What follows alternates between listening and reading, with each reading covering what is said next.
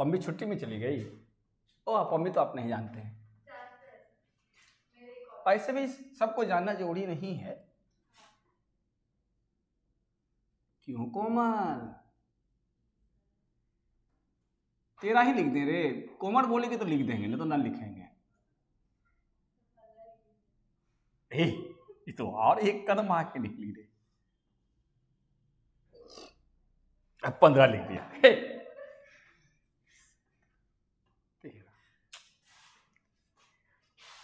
पढ़ाई लिखाई करेगी कि तुम यहाँ लगी करेगी रे?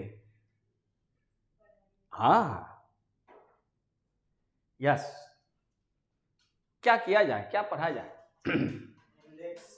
इंडेक्स करा देते हैं। इंडेक्स लगातार पूछता है, इंडेक्स करा देते हैं।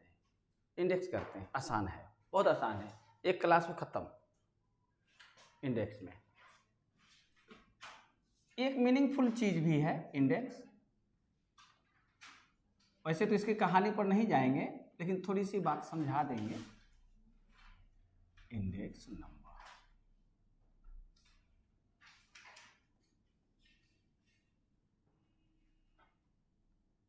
इंडेक्स नंबर, इंडेक्स नंबर का मतलब सिंपल सी बात होती है, एक वैल्यू है, एक कैलकुलेटेड वैल्यू है।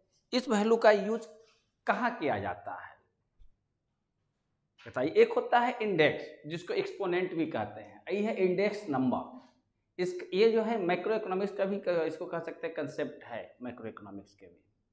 और इसका एप्लीकेशन कई जगह पर की जाती है। कहीं पर अभी भी हाल फिलहाल में सुने होंगे हंगर इंडेक्स, भारत जो हंगर इंडेक्स में नीचे आया है।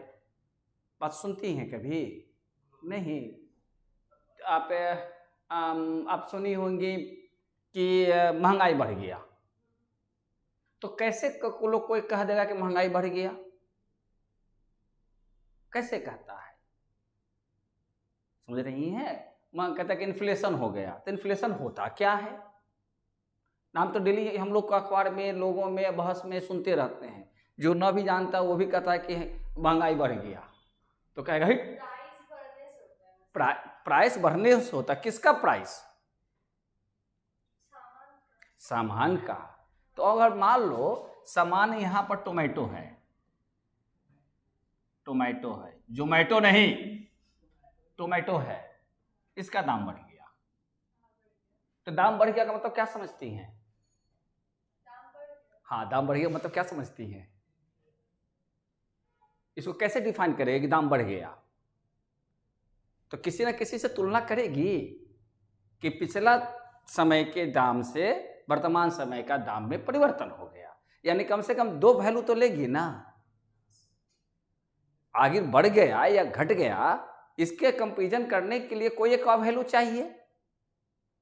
तो मान लेते हैं कि हम लोग दो टाइम लेते हैं, एक ले लेते हैं 2015 की, और एक ले लेते हैं 2018 की।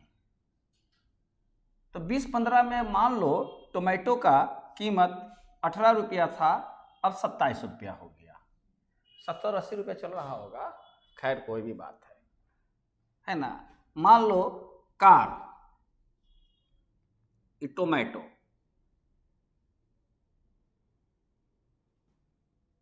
तो क्योंकि बाजार में सभी चीज बिक रहे हैं, अगर हमको वेजिटेबल का सेक्शन देखना है तो वेजिटेबल का देख लेंगे, टोमेटो, पोटैटो, है ना, राइस, पल्स, ये सब चीजें आ जाएगी। ये घरेलू काम की चीजें हो गई, क्लियर, हाउस एक्सपेंडिचर हो गए। अरे बस समझ में। लेकिन अगर हम मान लेते हैं कि टोमेटो का दाम ये ले लेते हैं, मान लेते हैं कार का दाम, और कार दोनों का बहुत बड़ा अंतर हो जाएगा। यहाँ पर अगर कह दें कि कुछ देर के लिए आप राइस ले लेते हैं, है ना, इसी से वास्ता पड़ेगा पूरे सवाल में। राइस ले लेते हैं, मान लो ये 35 रुपया था, ये अब 20 रुपया हो गया, है ना। तो क्या हम कह सकते हैं कि प्राइस राइज हुआ कि हुआ कि नहीं हुआ? नहीं हुआ। क्यों? हाँ, 15 में, हाँ हाँ, कम हो गया। तो अब क्या है, लेकिन यहां पर देखिए ना, इसमें इस केस में बढ़ गया, तो ओवरऑल रिजल्ट क्या हुआ?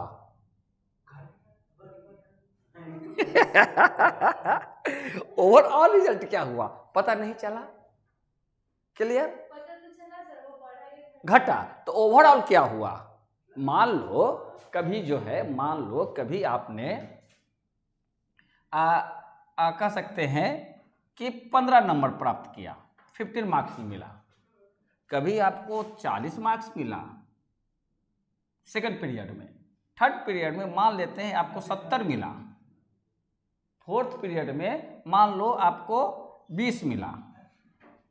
तो एक फ्लक्चुएशन है, यह एक फ्लक्चुएशन है, फ्लक्चुएट कर रहा है। तो अब कहेगा कि ओवरऑल क्या रिजल्ट है, या ओवरऑल क्या इससे आप एजम्पशन निकालते हैं? मतलब सर एवरेज, एक एवरेज है। स्टैटिस्टिक्स में तो हर चीज एवरेज से निकलता है। ओवरऑल उसका इतना का एवरेज है। क्लियर हो गई बातें? अच्छा, अब अगर यही जो है ये हाफ ईयरली का एग्जामिनेशन का है और यही ईयरली का हो, तो इसमें मान लेते हैं ईयरली में इसमें 27 मिल गया, इसमें आपका उसका जो है 48 मिल गया, इसमें उसको 50 हो गया, इसमें उसको 40 हो गया।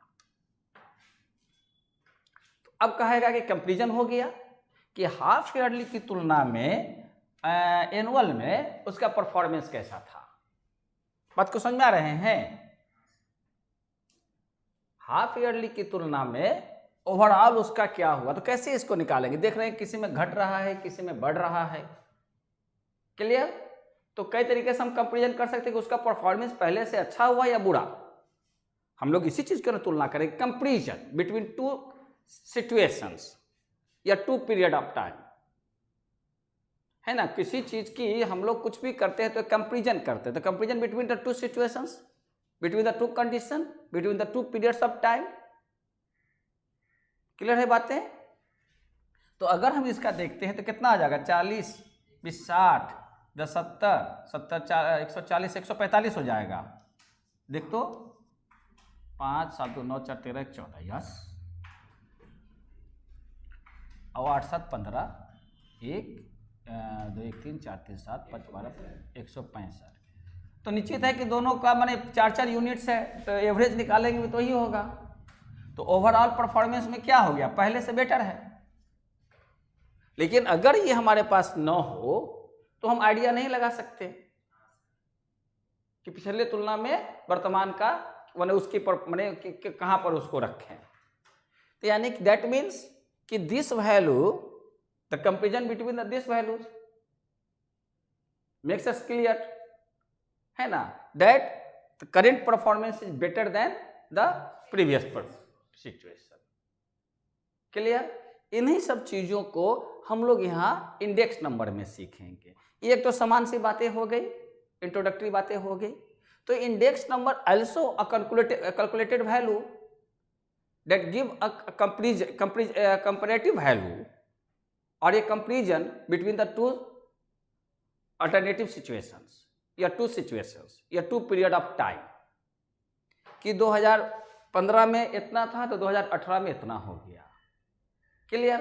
तो अब जो है इन्हीं बातों को हम लोग इंडेक्स नंबर में सीखेंगे कि उसमें जो है उसके जो स्कॉलर हैं, उसके जो जानकार हैं, उन्होंने कौन कौन फार्मूला यूज करके जो है इंडेक्स नंबर को फाइंड आउट किया है। तो 5-7 उसमें व्यक्तियों का नाम है, उन नामों के आधार पर बना लेंगे तो बहुत आसान सा चीज है। लास्पियर्स, पास्चे, फिशर, बावले, मार्शल एजवर्थ, ये सब नाम है, जाननी चाहिए एक ग्रेजुएट को,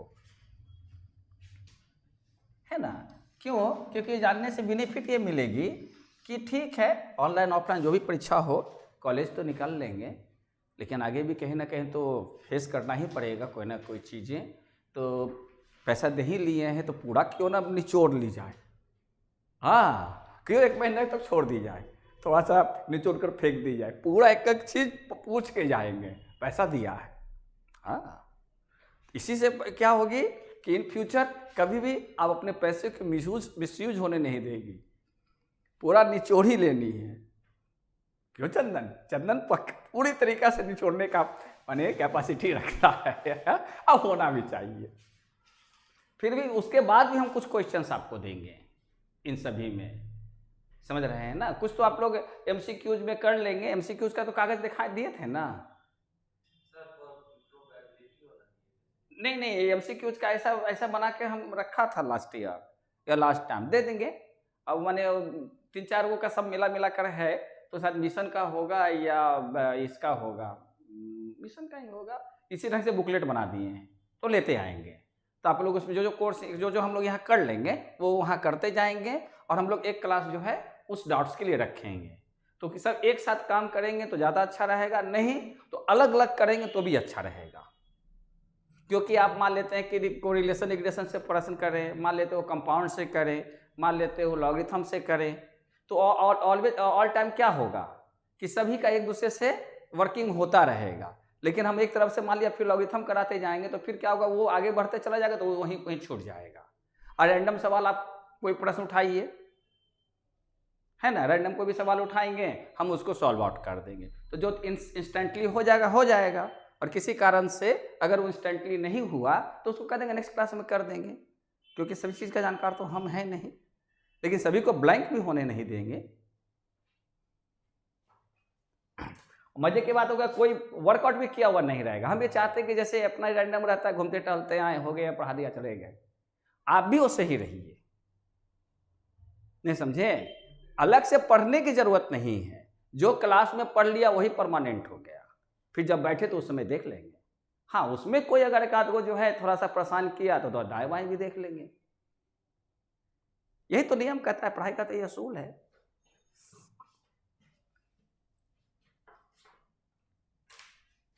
अब आ जाइए इंडेक्स नंबर में, बहुत आसान सा चीज देखिए, इसका बेस लाइन क्या है, बहुत आसान सी चीज क्या है कि 2 पीरियड दिया रहेगा, 2 पीरियड का अलग अलग प्राइस और क्वांटिटी दिया रहेगा कि इस पीरियड में इतना प्राइस पर इतनी क्वांटिटी खरीदारी हो रही थी।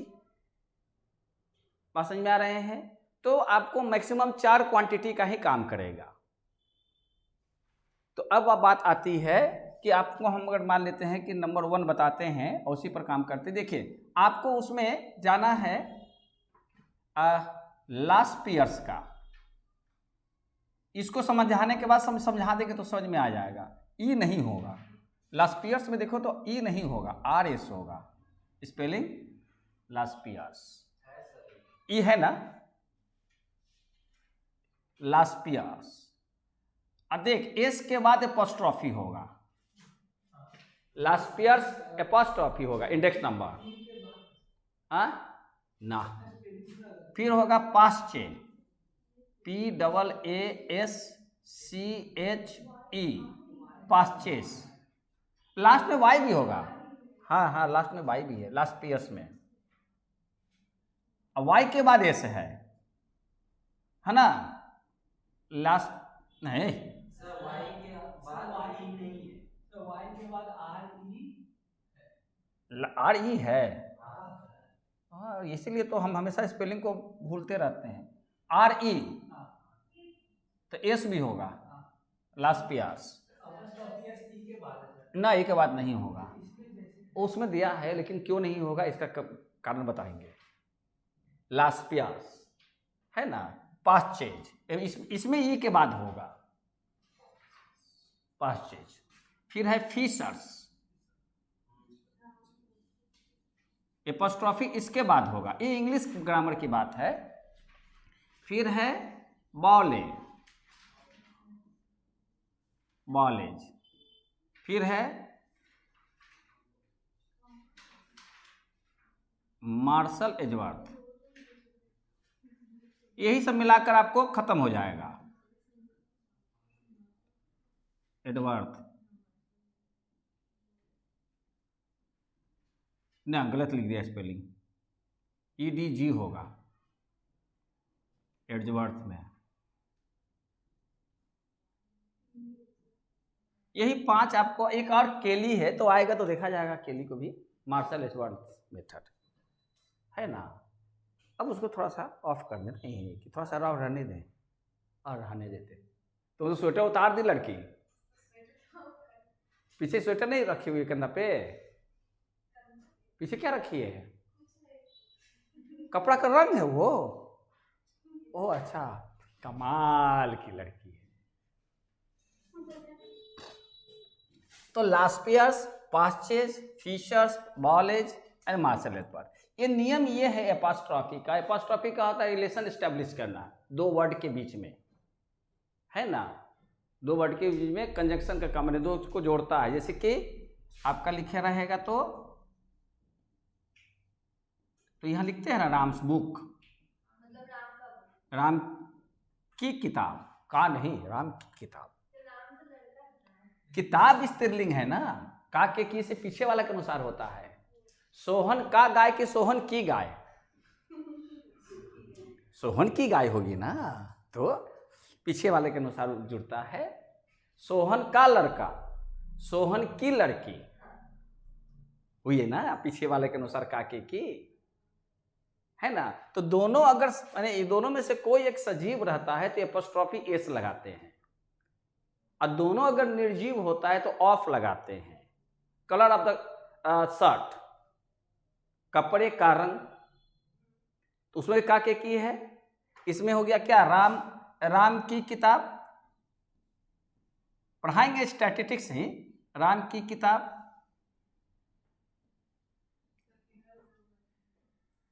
क्या किताब दीर्घ होता है? किसने कहा, किसने कहा? अरे तुमको की का भी अंतर नहीं है, क्या पढ़ेगी? मैं सच्ची में कब बड़ी लगाना कब छोटी लगाना, यस, कब लगाना है कब नहीं लगाना है, पहले एपॉस्ट्रॉफी क्लियर कर दे तो वो पढ़ा दे। राम्स बुक, राम की किताब जाननी चाहिए। ए इधर देख। अच्छा, अब उसी ढंग से रहता कपड़े का रंग, तो इसका क्या बनाएंगे? Colour of the cloth, the colour of the cloth of लगाएंगे। कुर्सी की टांग, the leg of chairs, chairs leg नहीं लिखते, एपॉस्ट्रॉफी उसमें नहीं लगाते। तो संबंध स्थापित करने के लिए तीन ही शब्द हैं, का, के और की। अब होता है कि हरस ई की जो मात्रा होती है कि ये होता है कनेक्टेड करता है दो को। राम ने कहा कि मैं आऊंगा, राम ने कहा एक, मैं आऊंगा दूसरा, दोनों को जोड़ेंगे। राम ने कहा कि मैं आऊंगा, राम से that I will come, I would come, narration हो जाएगा। बात समझ में आई कि आई कैसे बिल होगा? क्यों हम आएंगे। हाँ, तो क्या कहा, राम ने कहा, तो राम से, अरे एक मिनट, राम से, हाँ नहीं, एक इसको डायरेक्ट नरेशन बनाइए आप, डायरेक्ट नरेशन ये ना बनाइएगा। आई will come, I will come, full stop, ये होगा। राम टोल्ड, नहीं, राम टोल्ड कैसे होगा? अगर सेड के बाद इसका ऑब्जेक्ट होता राम सेड टू मी, तो राम टोल्ड मी होता, लेकिन सेड के बाद कुछ नहीं है। तो अब ऐसा क्यों है कि सेड ही होगा, टोल्ड क्यों नहीं? तब यहां आप पढ़िएगा transitive verb, intransitive verb. Tell intransitive, said से जो है, से ये इनट्रांजिटिव वर्ब है, और टेल जो है ट्रांजिटिव वर्ब है। ट्रांजिटिव वर्ब का मतलब जिसके बाद ऑब्जेक्ट होना जरूरी है। जिस वर्ब के बाद ऑब्जेक्ट उसका ना हो वो इनट्रांजिटिव हो जाता है। जैसे गो, तो उसके साथ प्रीपोजिशन लगता है, लेकिन ट्रांजिटिव वर्ब के बाद सीधे कोई ना कोई नाउन या नॉन इक्विवेलेंट आता है। बात समझ रहे हैं? तो राम, अब ये है पास्ट इंडिफिनिट, रिपोर्ट, टोल्ड आता तो लगता है जैसे राम टोल्ड मी। हाँ अच्छा, अब यहां पर है इसका रिपोर्टिंग वर्ब पास्ट इंडिफिनिट में है, और रिपोर्टेड वर्ब प्रेजेंट में है। तो जब इसका नरेशन तोड़ेंगे तो फिर इन्वर्टेड कॉमाज के लिए हम क्या लगाएंगे, डैट लगाएंगे, है ना। और आई किसके अनुसार बदल जाएगा, ही, ये वुड हो जाएगा। Ram said that he would come, that means Ram said I will कम। ये डायरेक्ट नरेशन में आप बोल दिए, लेकिन इसका इनडायरेक्ट नरेशन बोलेंगे तो क्या बोलेंगे, Ram said that he would come. है नरेशन में चीजें, थोड़ी थोड़ी बातें। तो अब समझ में आ गया कि कहां लगेगा। अच्छा, अगर ये विल यहां होता, राम सेड विल आई कम, मतलब वो क्वेश्चन पूछ रहा है। अपने आप से करे क्या मैं आऊंगा, तो यहां पर क्या लिखा, इसका नरेशन क्या तोड़ती, तो राम सेड, नहीं, राम आस्क्ड। आस्क्ड होगा तो हाँ, ये लड़की तुम बता, राम आस्क्ड, उसके बाद यहां अब दैट नहीं लगता। राम आस्क्ड, हाँ बोलो, हाँ क्या लगेगा रे नरेशन में, हे प्रभु आनंद आता। अरे इफ या वेदर लगता है, इंट्रोगेटिव सेंटेंस है। राम सेड वेदर और इफ ही वुड कम, नहीं, रिपोर्टेड स्पीच हमेशा अफर्मेटिव में बनता है, यानी पहले सब्जेक्ट तो वर्ब, पहले सब्जेक्ट तो verb. Ram asked if he would come होगा, वुड ही कम नहीं होगा, इफ के बाद आपको हाँ पहले सब्जेक्ट आएगा तब वर्ब आएगा, है ना, ये होगा वुड ही कम। और यहां पर फुल स्टॉप हो जाएगा लास्ट में, मार्क्स ऑफ इंटरोगेशन हट जाएगा, है ना ये चीजें। अच्छा तो अब यहां पर जो हम बतला रहे थे कि यहां पर जैसे लिखते हैं, आप लिख सकते हैं, प्रायः मने होता है चर्चा, आप लिखेंगे यहां पर विमेंस कॉलेज, एपोस्ट्रोफी का खेला देखिए, ये लिखेंगे विमेंस कॉलेज। अगर गर्ल्स कॉलेज लिखेंगे तो ये एपोस्ट्रोफी यहां देंगे, क्यों देंगे, इसका नियम है, जब किसी के साथ अगर एस्टेब्लिश करते हैं रिलेशन काके की का एपोस्ट्रोफी से, अगर उस वर्ड के अंत में जिसके साथ एस्टेब्लिश कर रहे हैं एस लगा हुआ हो तो केवल एपोस्ट्रोफी लगाइए, फिर से यहां से जाकर एस मत लगाइए, नहीं समझी। समझा ये रहे कि जब कोई शब्द के एंडिंग जो है करेक्टर एस हो और उसके साथ हमको कोई अदर वर्ड के साथ रिलेशन एस्टेब्लिश करना हो, जो एपोस्ट्रोफी लगाकर जैसे रिलेशन एस्टेब्लिश करते हैं, तो उस स्थिति में क्या होगा, अगर एस लगा हुआ हो पहले से तो केवल एपोस्ट्रोफी लगाएंगे, अगर एस नहीं है तो एपोस्ट्रोफी के साथ एस लगाएंगे। इसलिए जो है यहां रास्पियर्स के बाद कॉमा लगा, और के साथ नहीं लगा क्योंकि लास्पियर्स के अंत में एस है। तो लास्पियर्स का अगर हम फार्मूला लिखेंगे, लास्पियर्स फार्मूला, तो लास्पियर्स के बाद कॉमा लगाएंगे तब फार्मूला लिखेंगे। लेकिन अगर पाश्चे का लिखना होगा तो पाश्चे के बाद कॉमा लगाकर एस लगाएंगे तब फार्मूला लिखना होगा। दोनों का मीनिंग सेम है, लेकिन यहां पर अगर ये लिख दिया गर्ल्स कॉलेज, अगर ये यहां पर से नहीं लिखकर यहां लिख दें, अगर यहां कॉमा देते तो इसका मतलब होगा क्या, एक लड़की का कॉलेज, गर्ल, इसको भी गर्ल्स पढ़ेंगे, लेकिन ये गर्ल का मतलब सिंगल, सिंगल लड़की का कॉलेज हुआ। इसलिए गर्ल्स कॉलेज में आप देखिएगा तो यहां पर कॉमा लगाकर छोड़ देगा, कहीं पर भी नजर रखिएगा। लेकिन वीमेंस में एमेन, क्योंकि वीमेन तो अपने आप में प्लूरल हो गया, वीमेंस तो अपने आप में प्लूरल हो गया, अतः हमको संबंध एस्टेब्लिश करना था, इसलिए एपोस्ट्रोफी एस लगाए। जैसे बॉयज स्कूल, तो क्या देखिएगा कहीं पर लिखा बॉयज का प्लूरल तो हो गया बॉयज, और एपोस्ट्रोफी और यहाँ स्कूल या जो भी लिखना है, ये सिंपल सी बातें हैं, लेकिन जाननी चाहिए।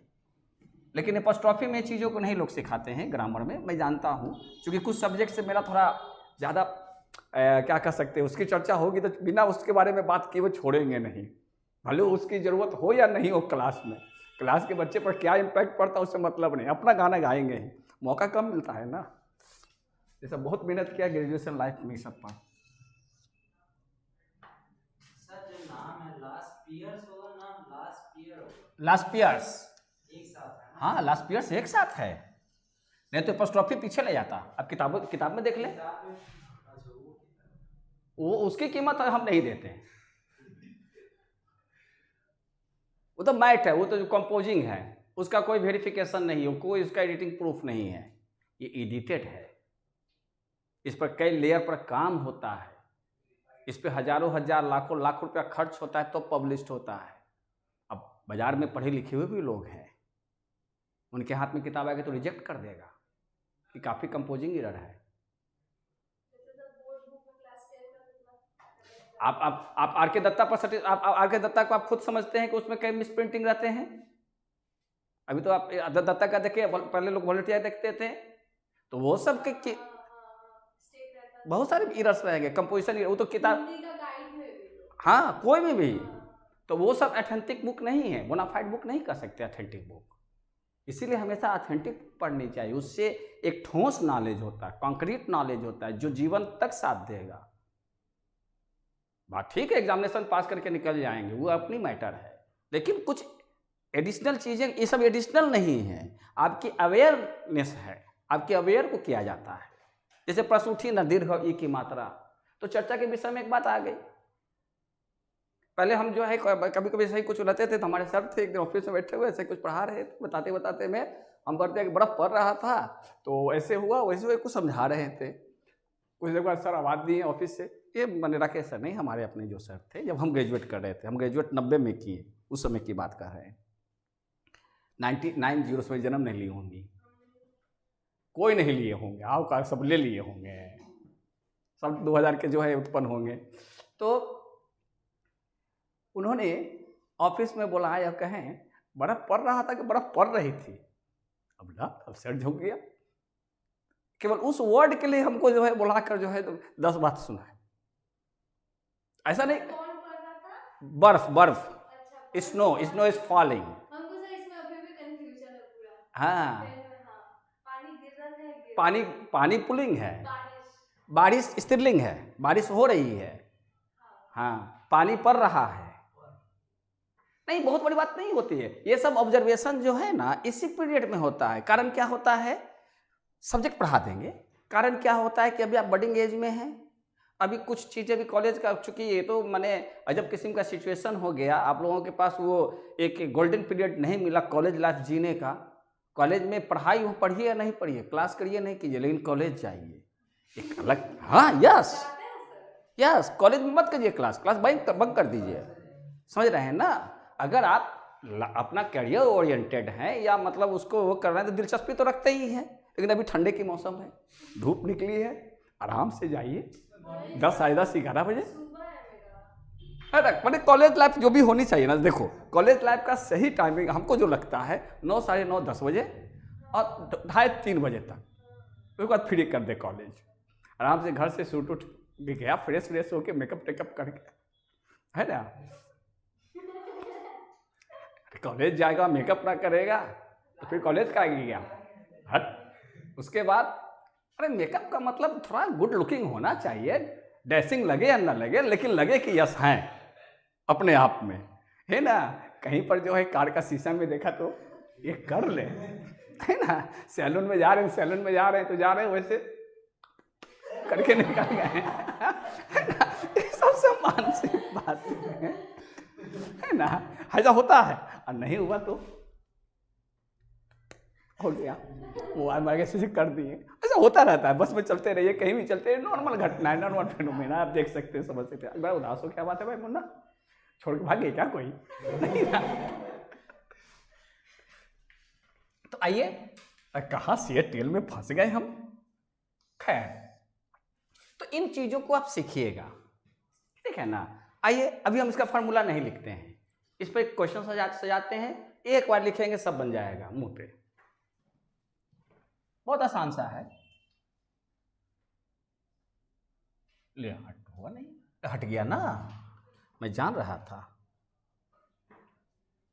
यही होगा। चलो आधा घंटा हम लोग ऐसे ही ले लिए, कोई बात नहीं है। तारीख हो गया आज 13 अक्टूबर। कहाँ से दिया है सवाल, कहाँ से शुरू किया है? अरे वो तो अरे अनवेटेड, उसको भी छोड़ते चलेंगे। जहां से आपका लास्ट ईयर 5 से शुरू किया है ना, वहां से शुरू है, तब फिर पीछे लौट जाएंगे। लास्ट ईयर से जहां शुरू किया, लास्ट ईयर 4 से दिया ना, वहां से चलते हैं, बाकी करना आसान हो जाएगा। अरे हे प्रभु आनंद आता, हम तो नाम लिखवे दिया था 5 का, वही 5 नाम है। हाँ बस काम खत्म, एक बता देंगे सब बन जाएगा। हाँ एक बता देंगे सब बन जाएगा। और हमारे ख्याल से थोड़ा सा भी हम लोग रहेंगे हंसते खेलते तो बन जाएगा टोटल इंडेक्स नंबर।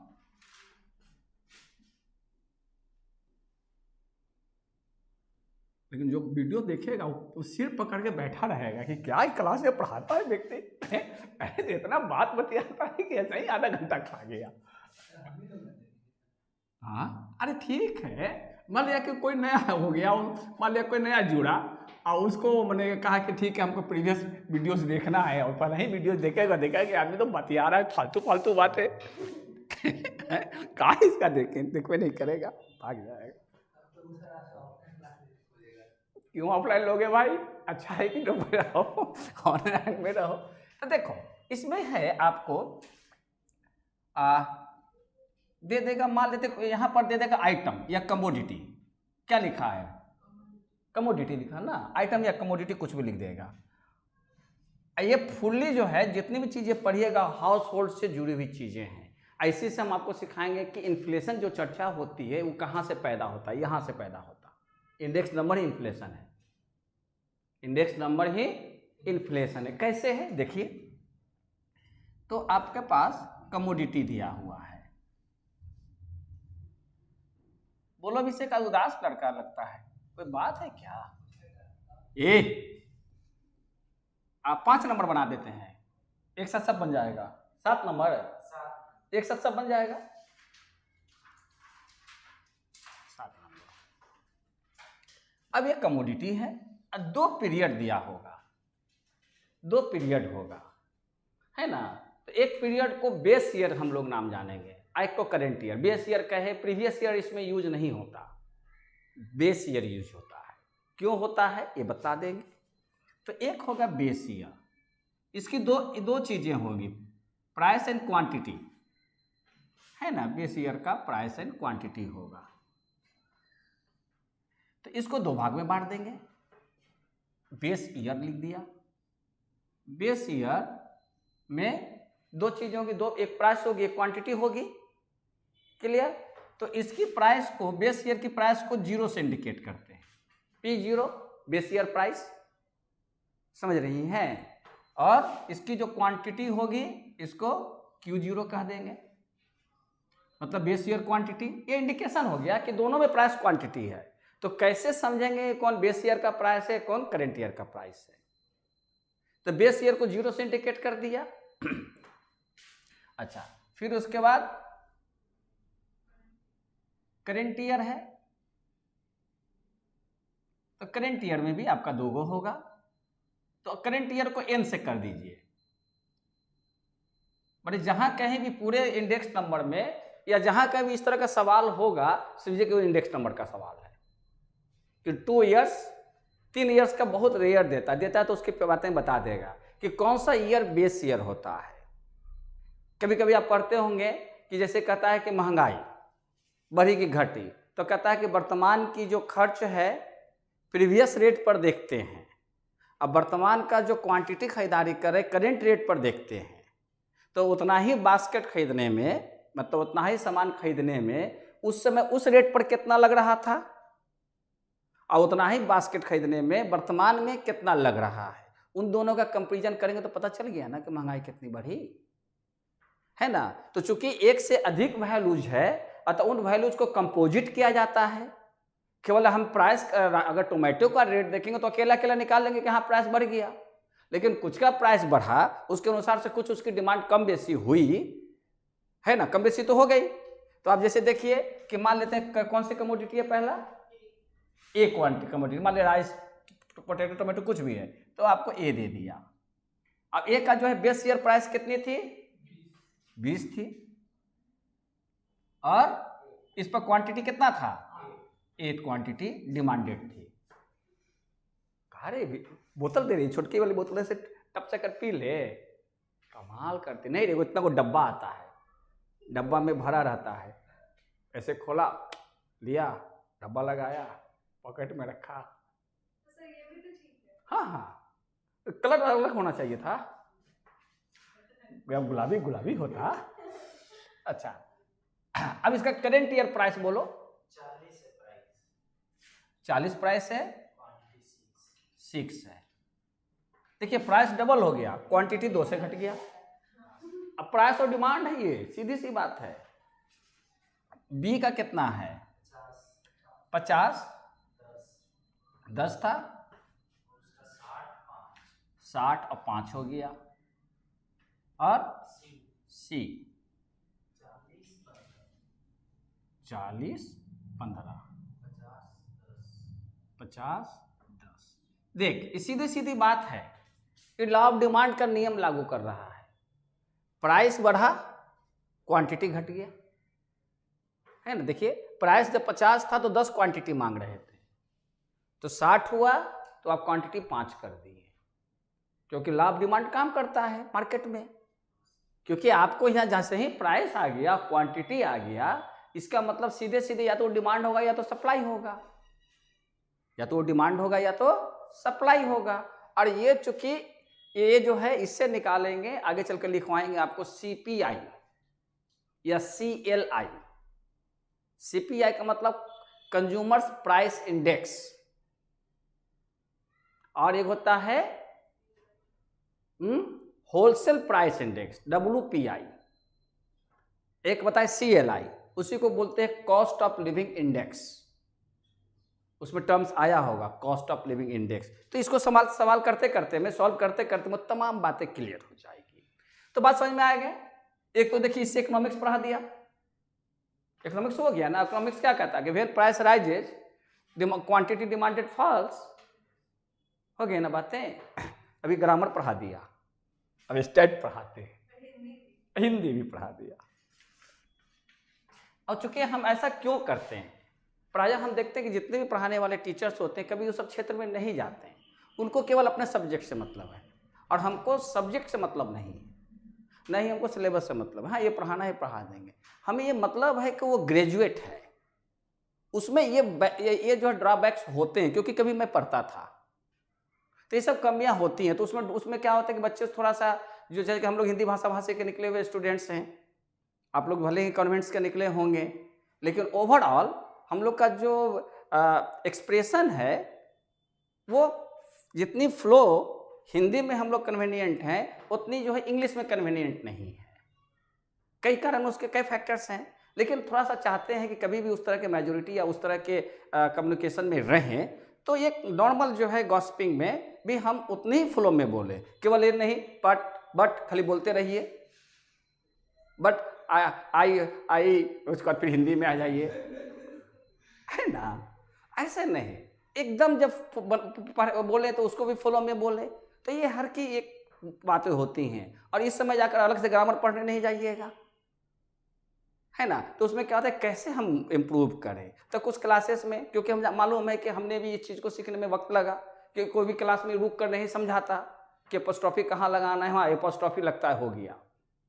ये क्वेश्चन टैग है, ये हो गया, उसको हम लोग अप्लाई नहीं किया, क्वेश्चन टैग को कहाँ करते हैं। तो ये सब चीज़ों को आप लोगों को एक एवरेज स्टूडेंट को जो ग्रेजुएट का है, इन सब चीज़ों पर समान जानकारी होनी चाहिए।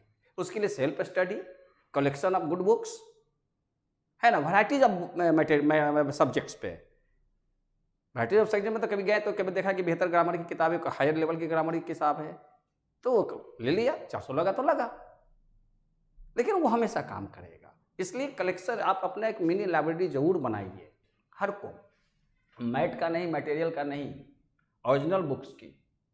और जब भी कुछ पढ़िए, समझ में कुछ बात आ गई तो उसको नोट करके सही फाइल में दबा दीजिए, वो आपका लेख है, बहुत काम करता है। तो मैं बता रहा था कि तो बात समझ में आ गई, करेंट ईयर और बेस ईयर। छोड़ो ना, अरे डी भी है, बोलो डी में 2020, वाओ 15, माने प्राइस में चेंज नहीं हुआ, लेकिन क्वांटिटी गिर गई। ये भी देखिए, ये कौन सा गुड्स है, ये कौन सा गुड्स है? 3 तरह के गुड्स होते हैं, गिवन गुड्स, इंफीरियर जो होता है इनकम से होता है, सुपीरियर या नॉर्मल गुड्स। तो चूंकि ये प्राइस रहने पर भी इसकी क्वांटिटी गिर गई, मतलब ये गिवन गुड्स हो गया। ऐसे तो गिवन गुड्स में होता है कि प्राइस बढ़ेगा तो डिमांड भी बढ़ जाएगी, और प्राइस गिरेगा तो इसका तो सर प्राइस नहीं गिरा, प्राइस एज इट इज रह गया, लेकिन क्वांटिटी गिर गई। तो हो सकता है कि वो पहले से बेटरमेंट महसूस करेगा, तो उसका रियल इनकम बढ़ गया, उसका रियल इनकम बढ़ गया। रियल इनकम बढ़ने से क्या हुआ, उसने इसकी क्वांटिटी घटा दी। उस रिस्पेक्ट में कह सकते हैं कि you are right, inferior goods है। चलिए ठीक है, बस इतना ही आपको इन्फॉर्मेशन ऑलवेज दिया रहेगा। बेस ईयर का प्राइस क्वांटिटी, करेंट ईयर का प्राइस क्वांटिटी, इससे 4 कैलकुलेशन आपको करना है। कौन कौन सा करना है? देखिए, P0 Q0, यानी सभी की वैल्यूज को आपको रुपया में बदल देना है।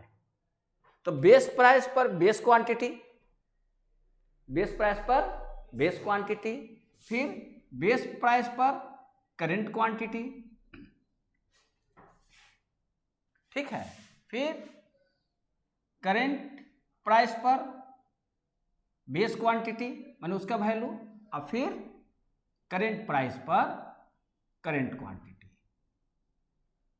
बस इन्हीं चारों से वो पांचों निकल जाएगा। ये 4 कैलकुलेट कर लेंगे तो बाकी वो 5 जो है आपका इंडेक्स नंबर कंप्लीट। अब फार्मूला रटना भी नहीं है, फार्मूला बहुत हल्का सा ट्रिकी भी नहीं है, एकदम नॉर्मल है। वो कैसे? तो पहले इसका कैलकुलेशन कर लें, तो उधर की ओर बढ़ेंगे। आइए अपने अपने उस पर, हाँ अब आ जाइए, जैसे जैसे कहेंगे वैसे वैसे करिएगा तो समझ में आ जाएगा। अपना अपना ले लीजिए हाथ में अस्त्र, तुम्हारा कैलकुलेटर। ये कैलकुलेटर नहीं रख सकती है, बड़ी गरीबी हालत है रे। एक्स्ट्रा वाला हम ले लेंगे। और ये तो और हम उससे भी गरीब निकली। यहाँ अगल बगल कोई ब्रिज नहीं है कहीं पर कुदकने के लिए? हावड़ा में तो वो लगा दिया ना, वो जाके देख के आना।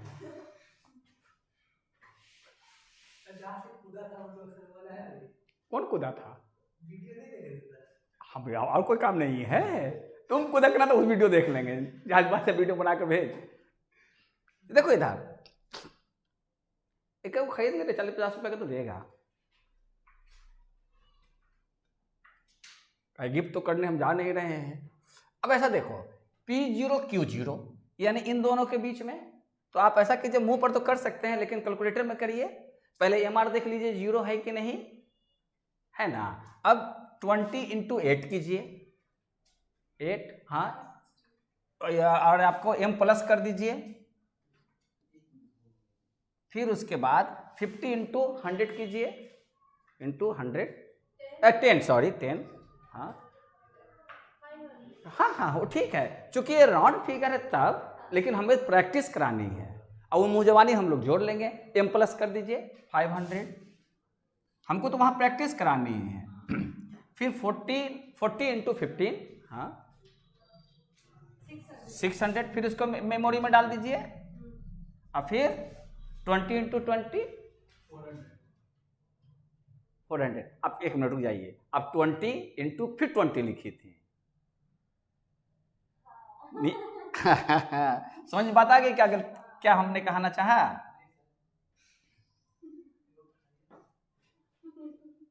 चुप रहा, रुक कहानी बताते। M प्लस हो गया,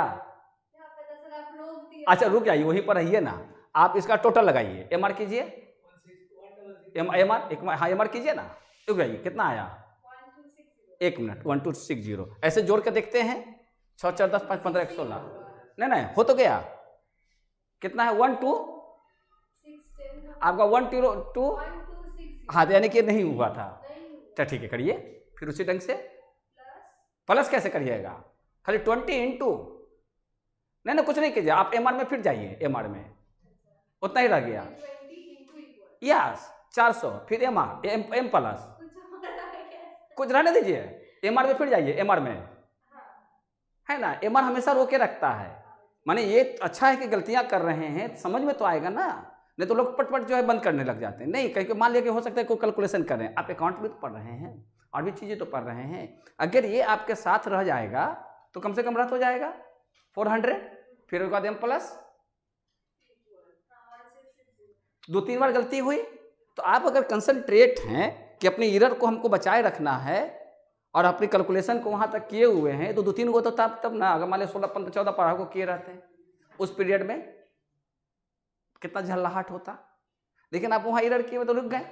एक बार वहीं पर सब टोटल कर लेंगे, और सब टोटल क्या करेंगे, आपको उतना आ गया था तो आप देखेंगे कहाँ तक किए थे, तो क्या करते कि आप 160 लिखिए, 160 लिखिए ना, हाँ, प्लस 500 लिखिए, प्लस 600 लिखिए, कितना था 1260 आ गया था ना। तो इसके समझ में क्या था कि आपने यहाँ तक किया था, लेकिन मेमोरी में उतना ही रह गया था। अब तो चूंकि उतना आ गया, लेकिन बात समझ में आ गया ना कैसे प्रूव करेंगे कि एक बार हम मेमोरी में रखे हुए देखेंगे कहाँ पर हम रुक गए।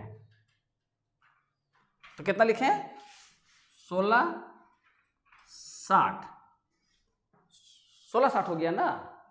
अच्छा, फिर मेमोरी कैंसिल करके सेकंड निकालिए, तुम भी निकालो, तुम बताओ अभिषेक, वो आप खुद से करेगी, करो, किसके किसके साथ है देखो, P0P है, QN 8 को 40 से करिए। कहाँ लड़की है, P0QN है, हाँ, कोई दिक्कत नहीं, कोई दिक्कत नहीं, करिए, हाँ, P0QN।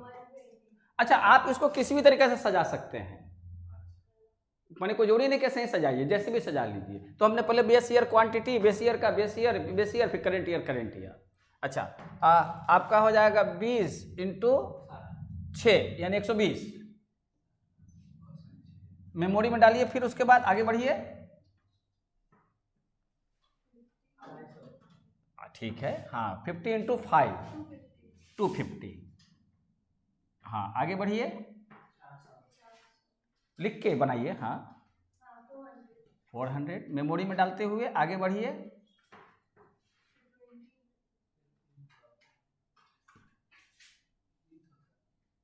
कितना आ गया, 1070। ये तुम चंदन वाला देख देख के बोल रहा है, कहाँ है देखा, अपने पास रख कैलकुलेटर। अच्छा, नेक्स्ट, इसको मेमोरी कैंसिल करके अब इसका आइए,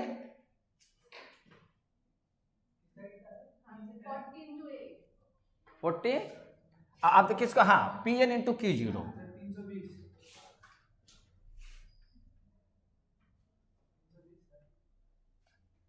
320, उसी ढंग से मेमोरी में जाते हुए देखिए, आइए अपना करिए, हाँ, सब हम करते हैं, आप लोग अपना करके देखिएगा।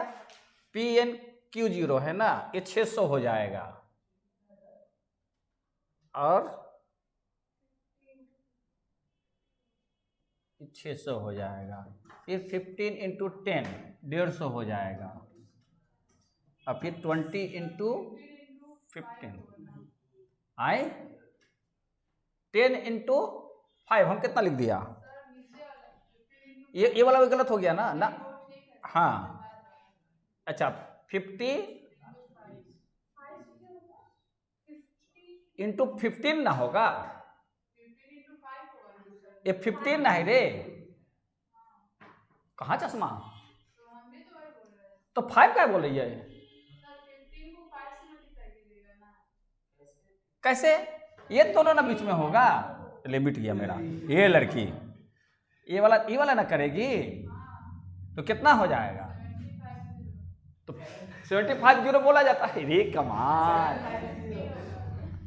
750 होगा ना सर, तो आप 150 लिखे, तो आप तो 5 बोल रहे हो, हाँ, तो हम बोले सर 15 को 5 से मल्टीप्लाई कीजिएगा, काहे करेंगे, और फिर 0 बैठा दीजिएगा, उसका ये मतलब है, यही था, तो 15 को 50 से मल्टीप्लाई कीजिएगा, हाँ, 15 को 50 से मल्टीप्लाई, हम भी सोचे कि 5 का बोल रही है, हम भी क्या कुछ गलत लिख दिया। ऐसा तो गलत हम लिखते रहते हैं, हम जब वीडियो देखते रहते हैं ना, तो कई जगह गलतियां मिलती रहती है, तो फिर उसको थोड़ा सा इरेज करते रहते हैं। वैसे आप लोग तो क्लियर हो जाता होगा, वो थोड़ा सा कि हम तो बतियाने में घूमते रहते हैं ना, इसलिए कुछ हो जाता है, कुछ हो जाता है। कुछ कुछ होता है। अच्छा, उसके बाद 400 टोटल 2070।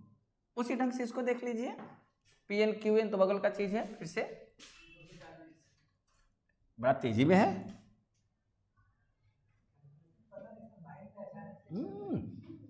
बड़ी माइंड वाले, मारे एक चाटा तो होश ठंडा हो जाए।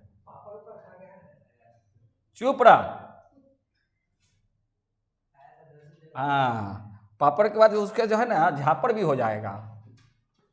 240 और कितना है?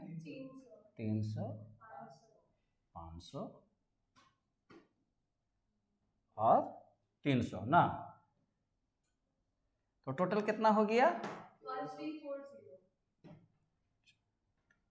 1340।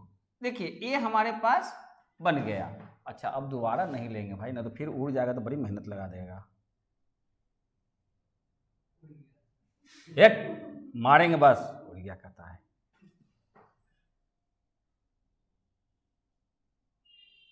नहीं उड़ेगा। अच्छा, पहले अब इसमें आ जाए। अच्छा, अब यहां पर हम लोग ये चलते हैं, ये वाली चीजें हैं। अब इसकी जरूरत पड़ेगी तो हम इसको ऐसा करते हैं, इसको आगे ले चलते हैं। अब इसी से सभी बन जाएंगे। ये हमारे पास इसी में आ जाएगा, तो नहीं रहने दो, ये वैल्यूज हमारा काम करेगा। अब अगर हम यहाँ पे फार्मूला उधर लिख देंगे, देख पहला जो फार्मूला हमेशा याद रखना, पहला लास्ट पेयर है, उससे एक बनाने में सहूलियत हो जाएगी। पहला लास्ट पेयर है, दूसरा पास्ट है, तीसरा फ्यूचर। इस सीक्वेंस में रखेगी तो आपको काम करने में बड़ी आसान होगा। फार्मूला मैंने याद नहीं करना पड़ेगा, रटना नहीं पड़ेगा, अभी जो लिखेगी वही फार्मूला हो गया। समझ रहे हैं ना? तो अब आपको दो तरह का इसमें इंडेक्स बनाने के लिए कहता है, दो तरह का इंडेक्स बनाता है। एक होता है क्वांटिटी इंडेक्स, एक होता है प्राइस इंडेक्स। एक होता है क्वांटिटी इंडेक्स, आगे चलकर क्वांटिटी पूछेगा, समझ रहे हैं, और यहाँ प्राइस पूछेगा। अगर न भी कुछ दिया हो तो हमेशा प्राइस इंडेक्स निकालेंगे। बात समझ आ रहे हैं ना? तो प्राइस इंडेक्स, तो प्राइस इंडेक्स,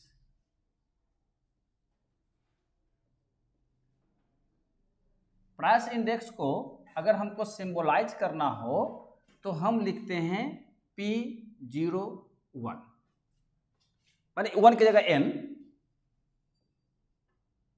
माने प्राइस इंडेक्स 0N, मतलब base year to current year, base year to current year P0N।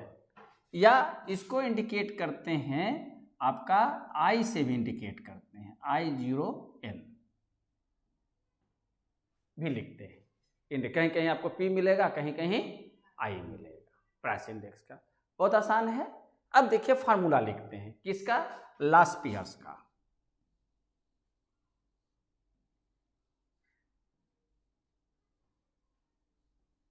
ये ना है स्पेलिंग, लास्ट में नहीं वाई है, जहां तक हम समझते हैं लास्ट में वाई नहीं है, लास्ट पीयर्स है, RE है।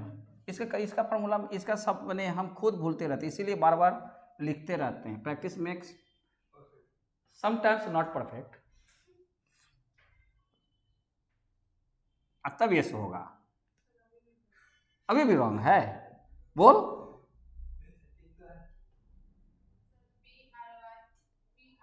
अरे ये किताब में देख, तिवारी इसमें देख, देख तो लास्ट पीयर्स है ना,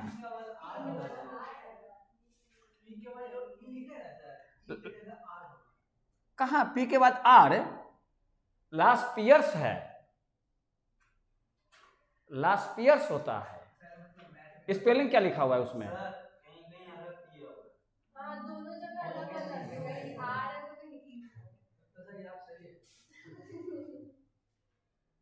और पढ़ना, उलटना और पढ़ना, उल्टो उल्टो, और उल्टो और उल्टो ना, हाँ और उल्टो। देख वहीं पर कहीं पर होगा लास्ट पियर्स, RES है ना, तब एपोस्ट्रोफी है ना। और टी के बाद क्या है सर? देखो तो क्या है, LASRES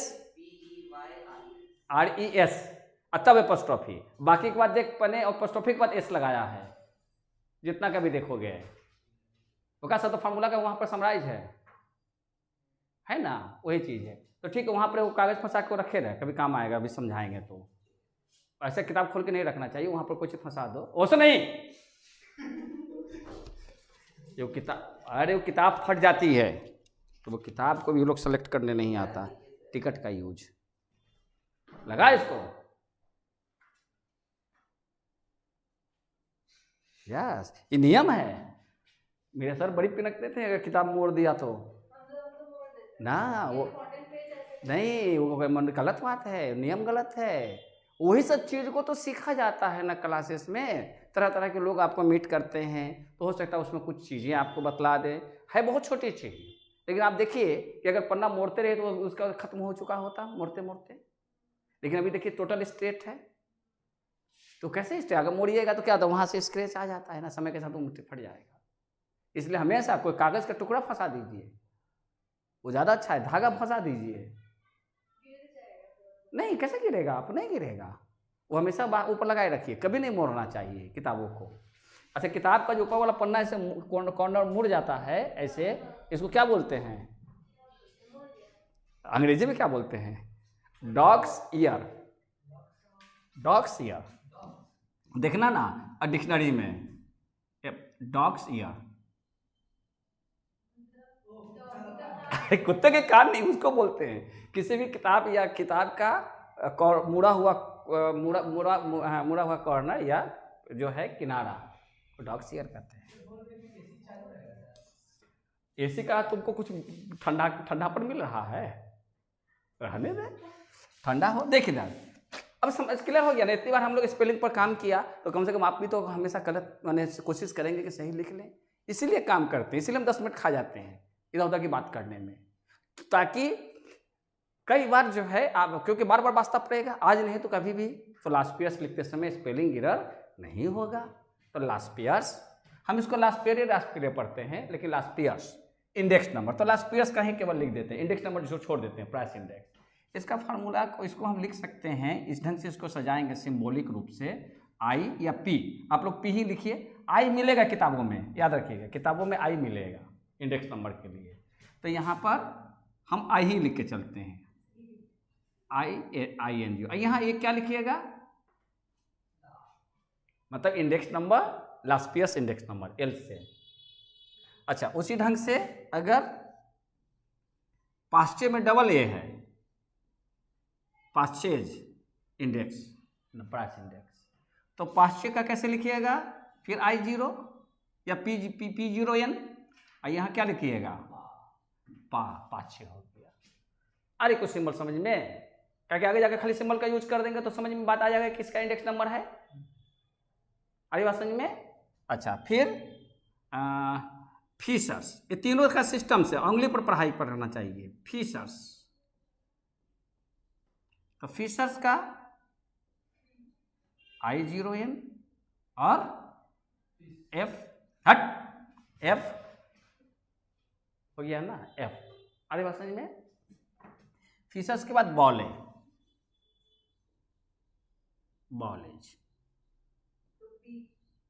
B, I0N B, बॉलेज का हो गया, या BO भी कह सकती हैं। एक मार्शल एजवर्थ, सबको अगर सिस्टमेटिक कीजिएगा ना, तो क्योंकि एक इसी फार्मूला से सब बन गया है, फार्मूला अलग से नहीं किया गया। फार्मूला ऐसे देखिएगा ना तो बड़ी पेचीदा लगेगा, बड़ी कॉम्प्लिकेटेड लगेगा, याद करने में बड़ा समस्या पैदा होगी। और एक है मार्शल एजवर्थ, EDGE भी है, EDGE WWORT, देख तो लड़का, मार्शल एजवर्थ है ना, तो इसको I0N और ME, ये काम मामा की है वो है रे, कोई काम का नहीं। अरे मार्शल एजवर्थ हुआ ना, ये हो गया। क्लियर की बात है। अच्छा, अब देखिए इसका फॉर्मूला बहुत आसान है। क्या बना रही हैं?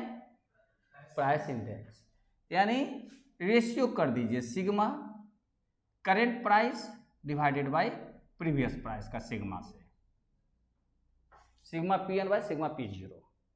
ये करंट हो, हमेशा करंट ईयर को बेस ईयर से भागा लगाते हैं, ठीक है, सिग्मा के साथ। और इसके बगल में बेस ईयर की क्वांटिटी को रख दीजिए इंटू 100, हो गया। यही फॉर्मूला है।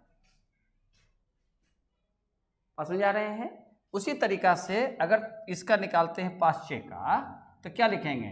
Sigma PN by sigma P0, है ना, P0। इसके बगल में करेंट ईयर क्वांटिटी दे दीजिए इंटू 100। मैंने फॉर्मूला याद करने का तरीका ये बताया हमने। आए वो फॉर्मूला है, हमने फॉर्मूला तो ये दिया हुआ है, पाश्चे ने तो फॉर्मूला ये दिया है। हम आपको सिखला रहे हैं कि इसके फॉर्मूला को याद कैसे करिएगा। नहीं समझी? फॉर्मूला को कैसे रखें, मतलब सीधे से क्या होगा, ऐसे आपको फॉर्मूला सीधे क्या रटाया जाएगा कि अगर आपको लास्पियर्स का पढ़ना है तो sigma PN Q0 by sigma P0 Q0 into 100 कीजिए, ये रटाना पड़ेगा। आइए आपको आप खुद बना सकते हैं। नहीं समझी? पाश्चे का है तो क्या होगा? Sigma PN by P0, sigma PN by sigma P0, और चूंकि पाश्चे है यानी करंट ईयर क्वांटिटी से मल्टीप्लाई कर देंगे, QN हो गया। बात समझ में आ गए? इसीलिए ना यहाँ पर हमने 4 गो जो है इसको वर्कआउट करवाए थे, ये जो कैलकुलेट किया था। एक आगे कहाँ गया? ये है ना, ये 4, यही 4 वहाँ पर कोई ना कोई आएगा बारी बारी से। तो फार्मूला को कैसे आप मेमोरी में रखिएगा, तो पहला लास्ट पेयर है sigma PN by P0 Q0 into 100। उसी ढंग से इसका जब बनाएंगे पाश्चे का, तो sigma PN QN divided by P0 QN into 100। अच्छा, अब किसका निकालना है? फिशर्स का। तो फिश, ये क्या घसक गया चट। हाँ, फिर उसके बाद आपको फिशर का निकालना। तो फिशर का बहुत आसान है, root under I0N Laspeyres into I0N Paasche. मैंने इसने दिमाग नहीं लगाया, इसलिए को दिमाग लगाया कैलकुलेशन करने का, है ना। तो फिर अगला कोई व्यक्ति थे, वो भी बैठे बैठे धुनके में थे, वो सोचे कि अच्छा कुछ तो परिवर्तन नहीं कर सकते, ला वो करंट बेस ईयर पर किया था तो हम वही चीज़ को करंट ईयर पर करते हैं, उसका भी नाम आ गया। तब फिशर महोदय ये बुद्धि कुछ नहीं लगाए, कहा कि दोनों के वैल्यू को उठाओ, उसका रूट निकाल दे। किसका बन गया? फिशर का। तो ये भी पीछे काहे रहेगा, बॉले बौड़ाया हुआ था। इसने क्या कर दिया कि इन दोनों वैल्यू बेचारे, उन दोनों का मेहनत मेन इसका हुआ। लास्ट पेरे को ले लिया और पाश्चे को ले लिया। इस देखा कि एक आदमी ने इसका रूट निकाल दिया है, तो कहा कि इसका एवरेज निकाल दो। नहीं समझे? फॉर्मूला कितना, इसलिए कहा कि लास्ट पेरे पाश्चे अगर ये रहेगा तो सब बन जाएगा। और लास्ट पेरे का बनाना आसान है कि उसमें बेस ईयर क्वांटिटी से मल्टीप्लाई होता है, इसमें करंट ईयर मल्टीप्लाई से होता है। क्लियर हो गई बातें? एगो महोदय ये थे मार्शल एजवर्थ, इन्होंने बहुत इसमें थोड़ा सा अलग अलग पैतरा लिया। ये पैतरा क्या लिया कि सिग्मा पहले PN बाई P0, ये तो प्राइस इंडेक्स में चलेगा ही चलेगा। इसने क्या कर दिया ना कि दोनों क्वांटिटी को जोड़ दिया, Q0 का और QN का, और इसमें भी Q0 प्लस, इसके लिए अलग से को टेबल बनाना पड़ेगा, QN।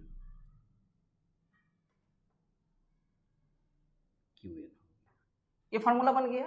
किसका बन गया? इसी का प्राइस इंडेक्स, है ना। अब आओ यहीं पर, यहां पर हम लोग क्या एक ही साथ कर देंगे तो समझ में बात आ जाएगी, फार्मूला बनाने आपको आ जाएगा। Quantity index. तो क्वांटिटी इंडेक्स में इंडिकेट किससे करेंगे? Q0n। और समझ में आ गया? सिंबल्स क्लियर हो रहे हैं? अच्छा, अब इसके लिए क्या करेंगे? लास्पियरे को लगाएंगे। लास्पियरे को लगाएंगे तो क्या होगा? अब यहां पर हमका रेशियो किसका लेना पड़ेगा? उस प्राइस में तो प्राइस को लेते थे, और क्वांटिटी में किसका ले लेंगे? क्वांटिटी का। अब मल्टीप्लाई किससे कर देंगे? करेंट ईयर से या बेस ईयर से, क्योंकि लास्ट पीरियड हमेशा बेस ईयर से निकालता है। तो उसी ढंग से अगर हमको इसको निकालना हो, किसका? पाश्चे का, तो बोलो क्या होगा? सिग्मा, बोलिए क्या लिखेंगे? QN हो जाएगा, डिवाइडेड Q0 पढ़ लीजिए, सिग्मा मत भूलिएगा, सिग्मा Q0 PN इंटू 100। अभी से क्लियर हो गई? उसी ढंग से फिशर का निकालना होगा क्वांटिटी इंडेक्स, तो निकल जाएगा। दोनों, इन दोनों का रिजल्ट को रूट कर देंगे। अच्छा, इसमें जो क्वांटिटी लिया है, तो क्वांटिटी जब यहां निकल जाएगा तो प्राइस अंदर चला जाएगा। समझ में आ गए? यही तो चीजें हैं। खेलिए, कॉमन ले लिया। बात समझ में आ गए? यही चीज है, इस पर रिजल्ट बनाना है। अब देखिए कि लास्ट पीरियड में करंट ईयर PN Q0। अब यहां पर आइए, लास्ट पीरियड का निकालने के लिए तो आपका इसमें कौन कौन सा लगेगा? अब अगर हम यहाँ निकाल, फॉर्मूला तो क्लियर हो गया ना। अब इसका कैलकुलेशन हम यहाँ कर दें कि आपका I या P ही लिख देते हैं यहाँ पे, P01 किसका? लास्ट पीरियड का। तो क्या लिखेंगे फॉर्मूला? सिग्मा PN Q0 ना, बाई सिग्मा P0 QN। अब हमारे ख्याल से फॉर्मूला में कोई कंफ्यूजन नहीं होगा। अरे पहले PN बाई P0, सीधी सी बात है, लास्ट पीरियड है इसलिए। अच्छा, हाँ, वो सही देख रही है, ये होगा P0 Q0 है ना, क्योंकि बेसियर से हो जाएगा। अब देखिए PN Q0 का वैल्यू होगा 2070। तो कितना लिखेंगे इसका? 2070 डिवाइडेड P0 Q0 का, हाँ 1660 इंटू 100, बस रिजल्ट कितना है? 124.7 है। और ठीक है 69, उसमें कोई दिक्कत नहीं है, 69 ही लिख देते हैं ना, 69। ये आंसर हुआ, यही आंसर हो गया। है आसान ना? बिल्कुल आसान है। खाली हम आपका तब भी 1.25 घंटा खा गए टाइम, इतना खाली बात करने में, लेकिन क्लियर हो गया, बहुत आसान। अच्छा, उसी ढंग से ले लीजिएगा, उसी ढंग से कौन सा निकाल लेंगे? अब लास्ट पीरियड निकाल दिए, तो अब पाश्चे निकालते हैं। तो पाश्चे का फॉर्मूला क्या लिखिएगा? Sigma PN by sigma P0। ये लिखने में हमको थोड़ा सा आसान बुझाता है, वो दोनों लिखने में कभी कभी कंफ्यूजन हो जाता है, इसलिए हम इस ढंग से चीज को करते हैं। तो कितना हो जाएगा? PN QN 1340 डिवाइडेड 1070 इंटू 100, 12523 रहने देखो, मिटाइएगा नहीं, ये हो गया। अब हमको निकालना है किसका? फिशर का। मिटाइएगा नहीं कोई। अब हमको फिशर निकालना है। देखिए एक कैलकुलेशन तो यहां बन गया था ना, दूसरा कैलकुलेशन यहां हो गया। अगर तीनों कह रहा था तो क्या जरूरत था आपको पटपट करने का? ये सीधे क्या करते हैं, इसका रिजल्ट को मेमोरी में रख देते हैं, उसका रिजल्ट को मेमोरी में डाल देते हैं, और फिर इसका कैलकुलेशन करके यहां चलाते हैं, और फिर इनटू करके मेमोरी रिटर्न कर लेते हैं और फिर इक्वल करके रूट निकाल देते हैं। अभी क्या करेंगे कि ये हमारे पास गिवन है, हमको फीचर भी जाना ही है, तो इतना को इतना से मल्टीप्लाई कर देंगे। मल्टीप्लाई कीजिए 124.69 को इक्वल कर लीजिए, ये रिजल्ट आ गया। क्या करने जा रही है? अरे रूट करने जाएगी ना, मेमोरी की तो कोई जरूरत ही नहीं है। आपका फॉर्मूला क्या होगा? एक मिनट देखिए, आपका अगर फॉर्मूला लिखिएगा तो यही ना लिखिएगा, index number last pair A into index number 5 तो आप इंटू कर दें, इंटू करके रूट बना दीजिए, इक्वल मत कीजिएगा। हाँ बस कितना आ गया? 124.96। देखिए तो किताब में आंसर आपके पास भी तो है, 9695 जो भी हुआ। देखो तो आंसर मिल रहा है तीनों का, गलत है? चलो मेहनत काम में लगा। अच्छा अब देखिए बात समझ में आ रहा है कैसे बन रहा है? कोई दिक्कत नहीं। तो अब इसको मेमोरी में समझ में आ गया कैसे बनाना था, कि आप इसको कैलकुलेट करके आप देखिए कि इसका यूज फर्दर होगा। पहले सवाल में से देख लेंगे, फर्दर होगा तो क्या करेंगे, हमको रिजर्व रखना है कि नहीं। तो जैसे ही होगा फिर ये कैलकुलेट होगा। अब उसको m प्लस में नहीं डालेंगे, m प्लस में करेंगे तो जाके जुड़ जाएगा। क्या करना था कि इतना को इंटू करना था इस वैल्यू से, तो क्या करते कि इतना इंटू और फिर a मार दबा देते हैं, वो वैल्यू आ जाता, तो फिर इक्वल कर देते हैं तो उसका रिजल्ट आ जाता, फिर उसको रूट पहना देते हैं तो इतना आ जाता। बात समझ में आ गए? इसी से ये 3 को हो गया। अब किसका निकालना है? फिर मिटाने जा रही है ये मारी है लड़की को। फिर I01 बॉल का, हाँ बॉल्स या बॉल है। हाँ अब इसका क्या था, दोनों का जोड़ देंगे, दोनों का जोड़ कर आधा कर देंगे, करिए एवरेज निकाल देंगे। देखिए कहीं कहीं अगर हम 1 भी लिख दें तो उसको n मानिएगा, क्योंकि हमारा प्रैक्टिस 1 का है, हम 0 1 में पर लिखते हैं। लेकिन देखते किताबों में n रहता है इसलिए n लिखने लगे हैं, अदरवाइज हम 1 ही लिखते हैं, 0 1। 0 बेस है इंडेक्स। मैंने अभी लिखा था ना कि प्राइस इंडेक्स को 2 ढंग से जानते हैं। प्राइस इंडेक्स, हाँ आई का price index, yes price index.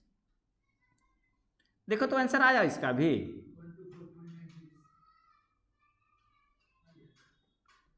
By 2।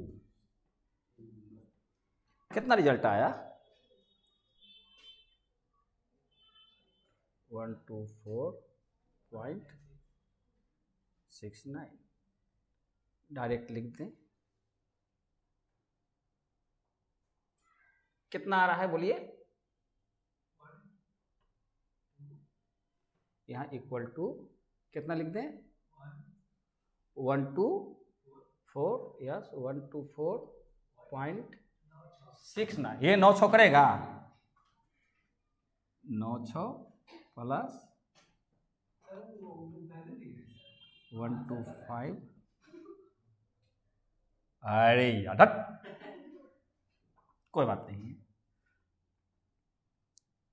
12469 plus 125 answer आ गया सभी का,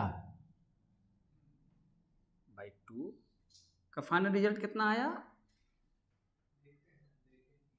बोलो ना कितना है? 124.96। ये इसका 3, बाकी उसका इस वर्थ का निकाल लेंगे उसी ढंग से। ये बात समझ में? एक का मैंने आगे नहीं, एक सभी एक ही से बन गया, पांचों बन गया, चारों क्लियर। अब इससे देखिए 2 चीजें क्लियर होती है। इसका मैंने अब तो हम लोग मैथ बना ही लेंगे, इसका एक एप्लीकेशन समझाते हैं छोटी सी। उस दिन मेरा फोटो नहीं भेजे थे, हम डिमांड भी किया था। सर आप हमको ग्रुप में ऐड नहीं कर रहे थे। अच्छा इसीलिए नहीं भेजे? अच्छा आज भेज दीजिएगा। क्यों मिस्टर राज,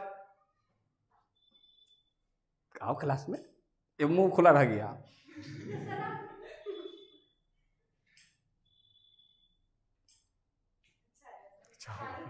हाँ हाँ हाँ, शाहरुख खान बुढ़ा गया तो आप जवान है क्या? है ना। तो देखिए ये बातें क्लियर हो गई। अगर क्वांटिटी इंडेक्स भी कहेगा तो इसी ढंग से निकाल देंगे, क्योंकि उसमें भी यही फार्मूला है, उसमें अलग से कोई कैलकुलेशन होने नहीं जाएगा। फार्मूला खाली उसके अनुसार सजा लीजिए, बैठा दीजिए, बन जाएगा। आपका मैक्सिमम जो है 4 क्वांटिटी 5 क्वांटिटी, अब मिनिमम 3 देगा। अब देखिए इसी से जो है इंडेक्स निकला, इसी से इन्फ्लेशन निकला। ये कितना है 124.69। क्लियर। बेस ईयर को हमेशा 100 माना जाता। जब भी हम अगर कोई कंपैरिजन करेंगे तो क्या करेंगे, बेस ईयर को हमेशा 100 माना जाता। तो अब 124.69 में से 100 घटा दीजिए, कितना हुआ, यानी 24% से महंगाई बढ़ गई। अगर मान लेते ये राइस है, ये पल्स है, ये टोमेटो है, एक ग्रीन वेजिटेबल्स हैं, है ना, 2 पीरियड की चर्चा हो गई, तो कहते ना कि महंगाई बढ़ गई। तो आपको कैसे बता कि कोई घट गया कोई बढ़ गया। तो ओवरऑल जो है कंपोजिट करके एक सिंगल वैल्यू कैसे लाएंगे, तो उसके लिए लोगों ने अपना अपना फार्मूला दिया, लोगों ने अपना अपना फार्मूला दिया। इस फार्मूला से हम महंगाई की दर को निकालते हैं कि कितना % से महंगाई बढ़ रही है। इसी से पता चलता है कि सरकार कितना डीए दे। सरकार देती है ना डियरनेस अलाउंस देते हैं, तो उसको क्या बोलते हैं हिंदी में, महंगाई भत्ता। क्यों देते हैं, एक बार प्रश्न उठता है कि इसको हम क्यों वर्कआउट करते हैं, इसका क्या यूजेज है। तो सिंपल सी बात है कि अगर समय के साथ चीज़ों की कीमत 2 पीरियड में बढ़ गई, तो अब जितना रुपया में जितना बास्केट से भरा सामान पिछले समय खरीद रहे थे, अब उतना रुपया में उतना बास्केट से भरा हुआ सामान नहीं ले सकते, है ना। ओवरऑल 24% से चीज़ें महंगी हो गई। तो अब क्या होगा कि अब या तो उतना कम खर्च करेगा, क्योंकि इसकी तो इनकम बढ़ी नहीं, तो उससे क्या होगा, उसकी स्टैंडर्ड ऑफ लिविंग गिर जाएगी, है ना। तो सरकार चाहती है कि उसके कर्मचारी का स्टैंडर्ड ऑफ लिविंग मेंटेन रहे, तभी उतना प्रोडक्टिविटी देगा। जैसे ही आपके स्टैंडर्ड ऑफ लिविंग गिरती है, वैसे ही क्या होता है, आपकी वर्क की एफिशिएंसी घटती है, डिफिशियंसी होने लगती है। तो डिफिशियंसी होने से क्या होता है कि ओवरऑल प्रोडक्शन पर इसका नेगेटिव प्रभाव पड़ता है, जिससे कि जीडीपी पर नेगेटिव प्रभाव पड़ेगा, क्योंकि लोगों का सामूहिक प्रयास ही तो जीडीपी का है। देश की इनकम तो लोगों की इनकम का ही सम है। तो अगर आपकी इफिशियंसी घटती है तो क्या होगा, आपका प्रोडक्शन घटेगा, क्योंकि आप इकोनॉमिक एक्टिविटीज करने वाले जीव हैं, क्रिएचर हैं, तो आपकी एक्टिविटी से देश की एक्टिविटी जुड़ती है। तो सरकार करती है क्या कि टाइम टू टाइम इसको केयरिंग करती है, उसके अनुसार जो अपने कर्मचारी को वो उतना भुगतान करती है, ताकि कम से कम उसके standard of living as it is रह जाए, इंटैक्ट रह जाए बिटवीन 2 पीरियड ऑफ टाइम, है ना। ये सब चीज़ को इसीलिए कैलकुलेट की जाती है। इसका दूसरा यूज कहाँ पर होगा, दूसरा यूज ये होगा कि आप सीखेंगे, आप लोग 5th सेमेस्टर में पढ़ेंगे, इकोनॉमिक्स का मौका मिल गया तो पढ़ाएंगे, उसमें एक इन्फ्लेशन टर्म्स हम लोग यूज करते हैं। तो इन्फ्लेशन होता है, अब जैसे मान लेते हैं कि आपने हमको 100 रुपया दिया आज के डेट में, हम 1 महीने के बाद आपका 100 रुपया लौटा दिया, ठीक है। बीच में जो चीज़ों का कम बेसी होना था, वो इंडेक्स बढ़ना था, बढ़ गया, तो हमने 100 रुपया आपसे लिया, 100 रुपया आपको लौटा दिया। तो आपको घाटा हुआ कि फायदा, कुछ भी नहीं हुआ। कैसे घाटा हुआ रे, अरे 100 रुपया था आपके पास, हमको दे दिए, तो आज जाकर उस 100 रुपया से हम जितना सामान खरीदेंगे, जब 100 रुपया हम आपको लौटाएंगे, और अगर चीज़ों की कीमत बढ़ गई होगी तो आप उतना ही सामान खरीद पाएंगे। उस रिस्पेक्ट में आपको क्या हो गए, लॉस हो गए, लूजर हो गए। हाँ, तो आपको समझा रहे हैं कि वो लूजर हुए हैं। तो इसका यूज कहाँ करेंगे, अब जैसे मान लेते हैं कि आप पैसा जो कुछ आप पढ़ाई लिखाई किए, अच्छे नौकरी मिल गए, आपके पास पैसे कुछ हो गए, तो आप पैसे को एफडी करना चाहते हैं। तो अभी देखेंगे ना कि एफडी का रेट ऑफ रिटर्न्स सालाना कितना है, ठीक है। अब महंगाई का रेट ऑफ इंटरेस्ट सालाना कितना है। अगर महंगाई के ऊपर अगर रेट ऑफ इंटरेस्ट हमको मिलेगा तो बैंक में पैसा रखेंगे, नहीं तो हम अपनी लिक्विडिटी को अपने पास रखेंगे। हम लिक्विड को क्यों बैंक को देंगे, हम अपने लिक्विड को बैंक में तब देंगे ना जब वो एप्रिसिएट करे। तो हम अप्रिसिएशन कैसे देखेंगे, ठीक है 5% दे रहा है तो दे रहा है, अब बाजार में 8% क्या है, इकोनॉमिक सिस्टम में 8% महंगाई है, और आप 5% पर बैंक में पैसा रखे हुए हैं, 5% पर किसी को दिए हुए हैं, तो ओवरऑल आप क्या हैं? आप लूजर हैं।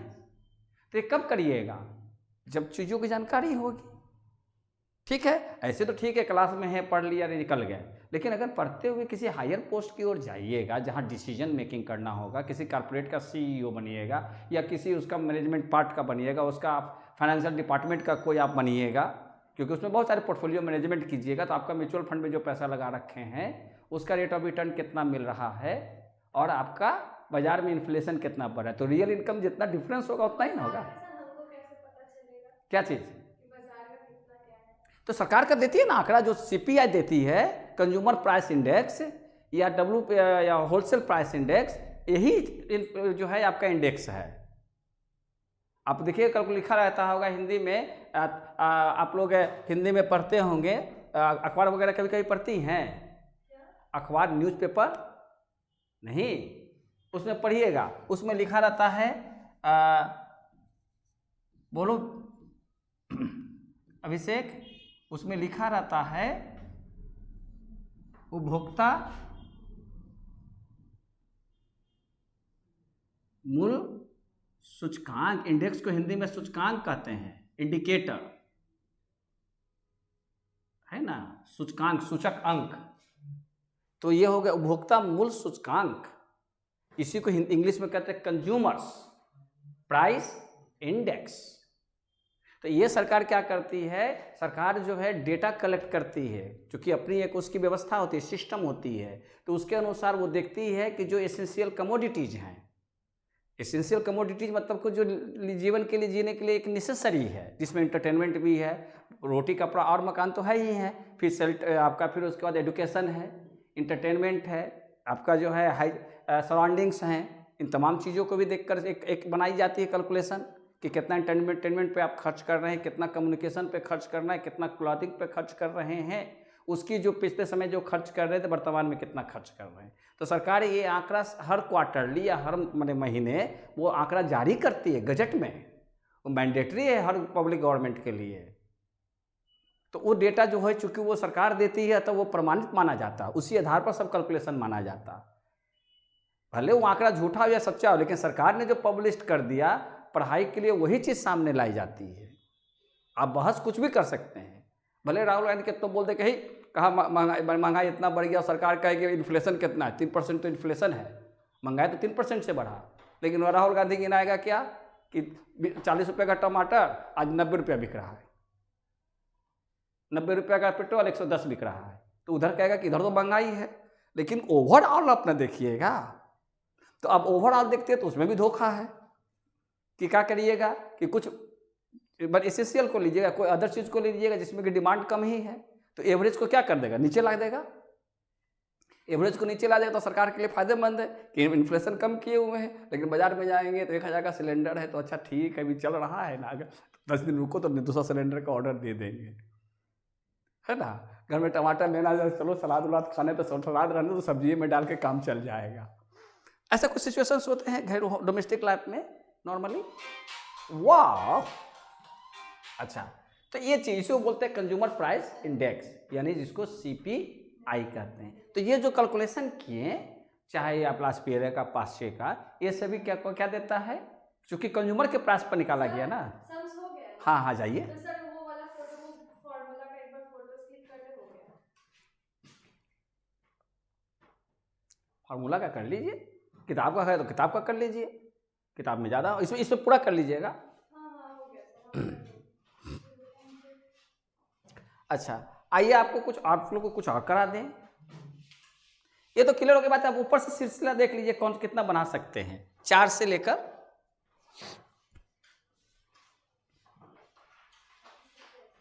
टाइमिंग का मैनेजमेंट जो है 15 मिनट का और रखिए ना, 15 मिनट का मैनेजमेंट होना चाहिए ना, ये थोड़ा गैप रहनी चाहिए। Okay, thank you. हाँ बोलिए, उसके बाद बोलो अभिषेक, आज उदास हो अभिषेक, कुछ झगड़ा उगड़ा का किया है, आज उदास सा लग रहा है। हाँ हाँ, चेहरा थोड़ा ये है। हाँ बोलो, उसके बाद देखो ना लास्ट पीरियड 5 से फीसर एजवर्थ से नीचे क्या है, उसके नीचे क्वांटिटी इंडेक्स दिया है। सर प्राइस का जगह ना एक्स भी दिया है। बेस ईयर लिखा है कुछ है? हाँ वो सब दिया है, बस बेस ईयर तू पकड़ो और करंट ईयर पकड़ो, बस और कुछ नहीं। बेस ईयर का प्राइस क्वांटिटी, करंट ईयर का प्राइस क्वांटिटी, चाहे वो कुछ भी लिखे, आप अपने से P0 Q0 PN QN लिखो। प्राइस में एक्स दिया, उससे क्या वैल्यू नहीं दिया, एक्स दिया। हाँ, तो फाइंड आउट करने के लिए कहेगा, हाँ वही तो फाइंड आउट में क्या दिक्कत है? निकालो करवा दे। हाँ, ये तो देगा मिसिंग, अरे सब चीज में तो मिसिंग पढ़ ही रहे हो, सब चीज में तो मिसिंग पढ़ ही रहे हो। मिसिंग फ्रीक्वेंसी से शुरू हुआ, स्टैंडर्ड डिविएशन में मिसिंग किया या करेक्ट करना, दो ही चीज तो है ना। पहले फार्मूला के हिसाब से फार्मूला सवाल दे देता है, फिर उसके बाद क्या करता है, बीच में से कोई गायब कर देता है और कहता है कि इसको फाइंड आउट करो, कोई चीज तो है। ऐसा कई सवाल है, एगो दिया हुआ है, एक जगह पर 3 सवाल है, इसमें होगा नहीं होगा तो फिर करा देंगे हम। कितना नंबर है वो?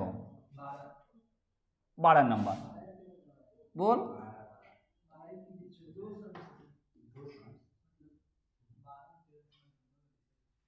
ये 2 क्लास में खत्म हो जाएगा। हमारे ख्याल से क्लियर हो गई बातें, 1 घंटा तो टाइम ले लिया, लेकिन हर बात क्लियर हो गई, कुछ इसका मीनिंग भी समझ में आ गया कि जो भी इंडेक्स आ रहा है उसमें 100 घटा दो, बाकी जो है वो इन्फ्लेशन है। सर मतलब जो इन्फ्लेशन, अब मान लो कि 124 आया, ठीक है, और किसी का इनकम 500 रुपया वर्तमान में है, क्लियर, 500 से 700 हो गया, ठीक है, और ये कब से कब तक था पीरियड? करंट बेस ईयर में, माने पहले उसको मिलता था कितना? 500, अब मिल रहा है कितना? 700, और प्राइस इंडेक्स कितना हो गया? 124।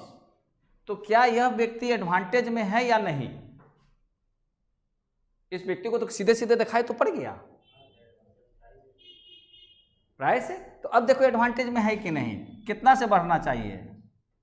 24% से इसका सैलरी बढ़ना चाहिए, 24% से इन्फ्लेशन बढ़ा तो उसका सैलरी भी 24% से बढ़ना चाहिए, तो कितना हो जाएगा?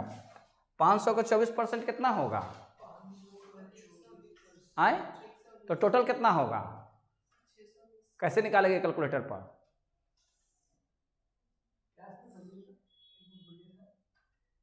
देख, 500 का 24% करो, 500 का 24%, कैलकुलेटर क्या हुआ चंदन? रखना चाहिए 500, कहा कर रही है रे, कितना तक की? 500 इंटू 24% कर दी ना, और फिर प्लस का इक्वल,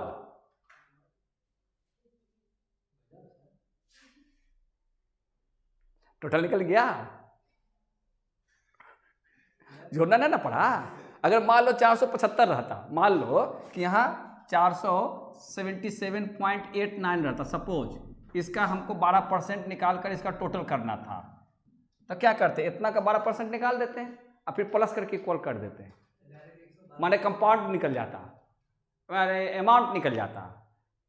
ईयर कंपाउंडिंग टेस्ट में इसको काम करने में काम आएगा। बात समझ में आ गई ना? किसी का परसेंटेज करके प्लस कर दोगे तो उसके साथ वो अटैच हो जाएगा। तो अब देख उसको कितना मिलना चाहिए, मिल रहा है कितना? गेनर है।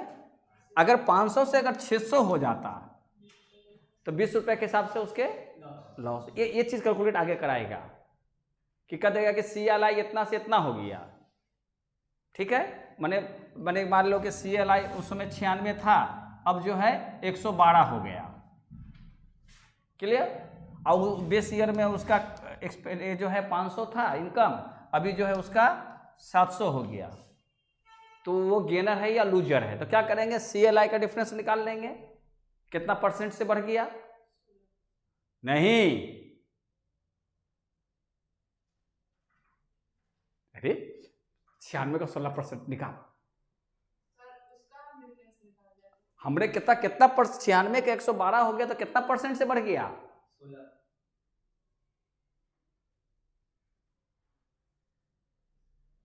कितना परसेंट से बढ़ गया? 16। अच्छा, 96 का 16 कैसे तुम कंपटीशन का परीक्षा देगा? कितना परसेंट से बढ़ा?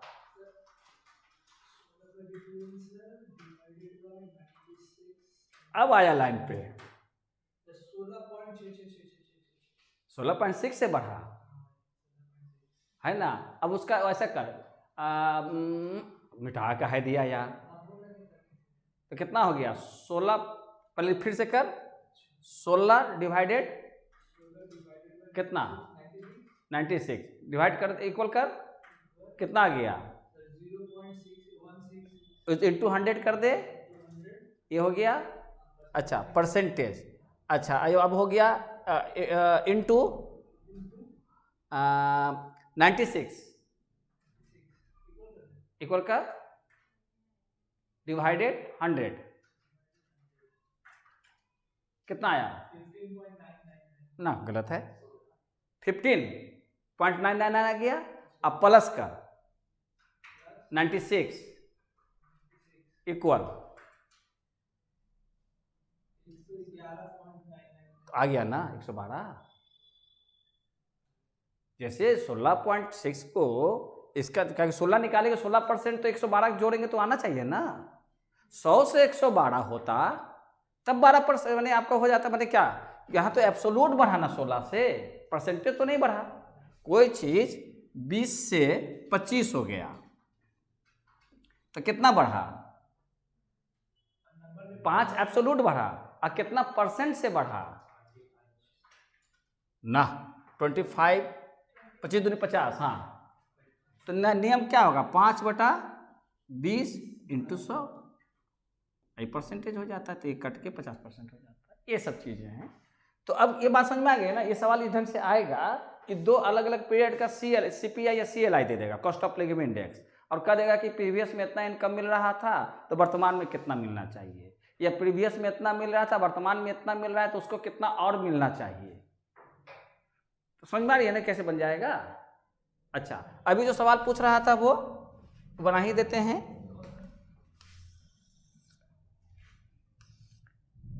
कितना नंबर सवाल था, 12 नंबर तो लिखे हुए हैं। बोलो क्या दिया हुआ था, कमोडिटी दिया हुआ है, बस दो ही को दिया हुआ है, A और B, यानी P0 1 1, Q0 10 5।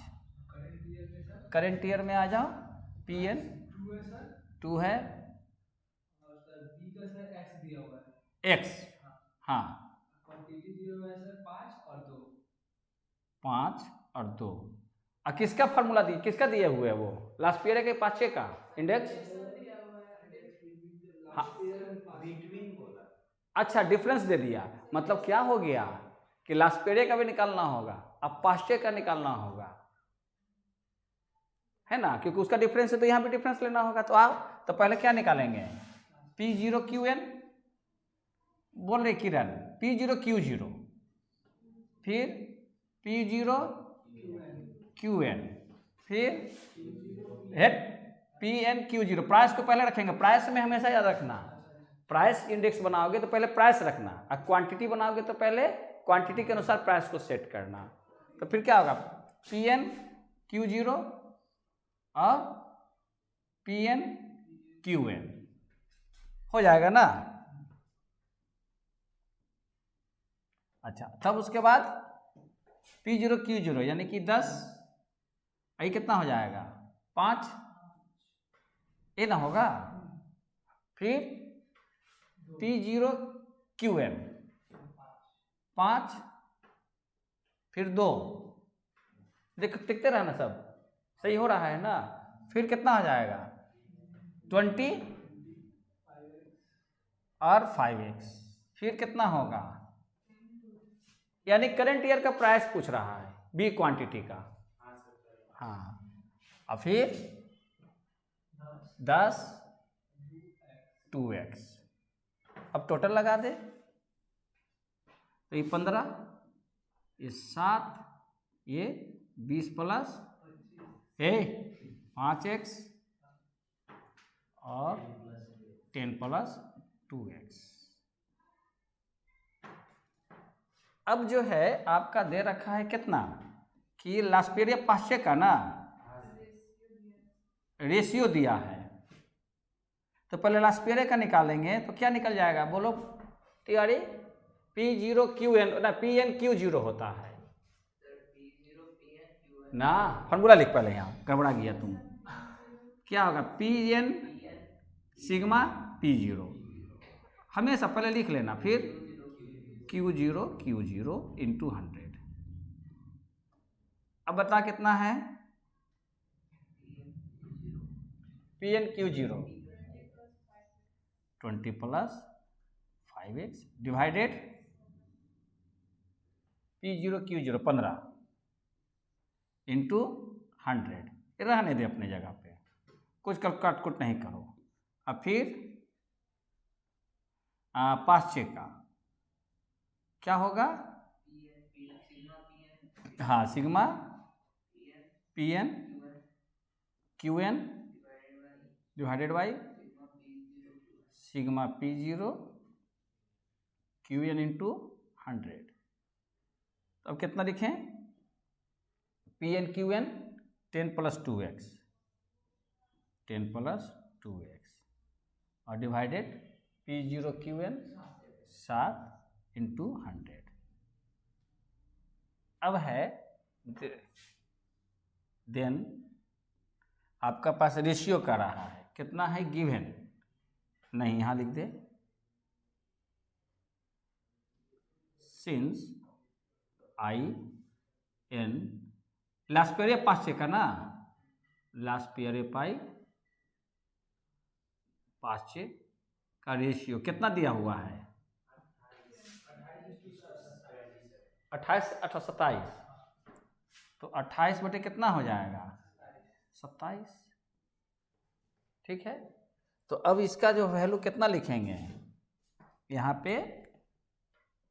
20 plus 5x divided 15 into 100 का होल डिवाइडेड, ये ना होगा होल डिवाइडेड, कितना लिखें बोलो मिस्टर बॉडी बिल्डर?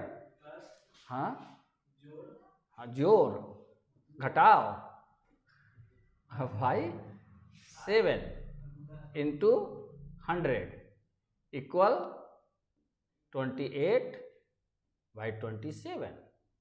तो ये तो 100 100 कैंसिल हो जाएगा यूं ही। अच्छा, अब क्या कर दीजिए कि इसको रिवर्स पहले कर लेते हैं, तो रिवर्स करने पे ज़्यादा आसान हो जाएगा। क्रॉस कैसे करेगा? फंस जाओगे। तो आपका कितना लिख सकते हैं बोलो? कैसे होगा? अच्छा, तो इसको उठा के पूरा कर दें, इसको उठा के इधर कर दें, कर भी सकते हो। हाँ ना, सब ये हो जाएगा। तो ऊपर वाला तो मिटा देते हैं, इसकी जरूरत तो है नहीं। अच्छा, तो अब कितना लिखें बोलो? सीधे सीधे बनाते चलो। 20 बाई 5x डिवाइडेड 15, क्योंकि ज़्यादा करने पर कभी कभी मिस्टेक होने लगता है। 7 by 10 plus 2x equal to 28 by 27। ना, ठीक कह रहा था वो, वही तरीका अपना।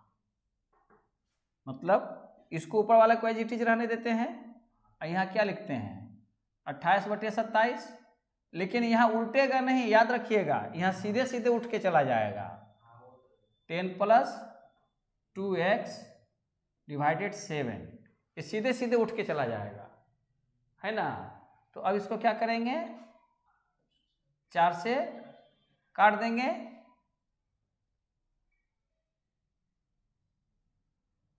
है ना, काट देंगे। का लिख दिया भाई, रहने दे, छोड़, कट गया। अच्छा, अब क्या करते हैं कि इसको इससे मल्टीप्लाई कर देते हैं। अब यहाँ लिख देते हो 27 और 20 plus 5x। नहीं, इसको और भी काम कर सकते हैं कि स्टेप और लेते हैं, किसी भी तरीका से करते जा। ये तो कैलकुलेशन तुम लोग का कोई भी व्यक्ति कर लेगा, जो भी तरीका अप्लाई कर ले, यहाँ पर कोई रूल नहीं है। तो अगर हम लिखते हैं 20 प्लस 5x, अच्छा इधर से हम लेके आ रहे हैं क्या 27 है ना, और इधर जो है 15 into 4 under bracket 10 plus 2x होगा। देखो तो हो जाएगा ना। तो ज़्यादा वर्कआउट नहीं किया जाए, सीधे सीधे मल्टीप्लाई कर दी जाए तो कितना होगा 27 दूनी 54 540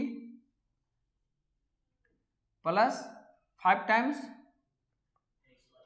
135x इक्वल 15 चौको 60 यानी 600 प्लस 15 चौको 60 दूनी 120 है ना। अब अदला बदली कर लो तो क्या हो जाएगा आपका 135x में से 120x चला जाएगा, 135x माइनस 120x में से 600 माइनस 540 चला जाएगा तो कितना हो जाएगा 60, आई हो जाएगा 15x यानी कि x इज इक्वल टू 4। ये आंसर हो गया। आई बात समझ में, सिंपल अलजेब्रा है, ये सब चीज़ करते आए हैं। अब इंडेक्स नंबर में जैसे लॉगरिथम में भी वही सब चीज़ था कि पहले कैलकुलेट कर देगा, फिर बीच में से को गोल कर देगा, मन गायब कर देगा, ओमिट कर देगा, क्या उसको फाइंड आउट कीजिए। तो जैसे रहता है जैसा सवाल रहेगा उसे बनाते जाएंगे तो बन जाएगा। ये मिसिंग वाली बात हो गई, मिसिंग वैल्यूज। कहीं पर समझने में दिक्कत हो रही है, उसको बुद्धि लगा ली, कहाँ गलती ढूंढे। तुम्हारे समझ में से पहले पड़ा कुछ है नहीं समझ में, ऐसे ही में है ना। तो क्लियर हुई बातें। अब उसमें कितना सवाल, कितना तक चला गया इस तरह का सवाल 13। 14 में क्या है, यही चीज है CPI नहीं, कंज्यूमर प्राइस इंडेक्स में एक सिंपल सी चीज है, उसको हम छोड़ देते हैं। कंज्यूमर प्राइस इंडेक्स में आप जाइएगा, इसको CPI हम बार बार कर रहे थे, जिसको हम एक वो बता देंगे, आप लोग को आसानी से बन जाएगा, बहुत आसान है। कंज्यूमर्स प्राइस इंडेक्स, देखिए कंज्यूमर प्राइस इंडेक्स को ही CPI कहेंगे और इसी को कहते हैं CLI, जिसको कहते हैं कॉस्ट ऑफ लिविंग इंडेक्स। दोनों में से कोई भी नाम डालेगा तो बहुत आसान सा चीज़ है। इसमें आपको क्या होगा ना कि यहाँ पर आपका कुछ क्वांटिटी दे रखा, आइटम दे रखा होगा, यहाँ पर कुछ आइटम दे रखा होगा, है ना। यहाँ कोई इंडेक्स दे रखा होगा, देखिए वो हेड में दिया रखा है इंडेक्स है, प्राइस इंडेक्स दिया हुआ है। अच्छा, किसी भी ईयर का दे रखा होगा और उसके बाद वेट होगा, ये देखिए उसके बाद वेट होगा। मान लेते हैं इंडेक्स, बोलिए ना कितना है, हाँ बोलो ना 200। अच्छा, तो अब इसका जो फार्मूला निकालेंगे, ये जो वैल्यूज होगा आई और डब्ल्यू में बदल देंगे और इससे जो है फार्मूला निकालेंगे तो हो जाएगा sigma IW by sigma W into 100। बस मैंने आई को W से मल्टीप्लाई कर दो और फिर जितना वेट है उसे डिवाइड करके 100 से मल्टीप्लाई कर दो, निकल गया कंज्यूमर प्राइस इंडेक्स। बस समझ में आ गए। तो इतना ही रहने देते हैं, उतना बना के लाइएगा, नेक्स्ट क्लास में बैठेंगे तो टोटल कर देंगे। टोटल सवाल कितना है उसमें, हो जाएगा। आगे बढ़ के देखिएगा, बना लीजिएगा सभी। किसका अनवेटेड है, नहीं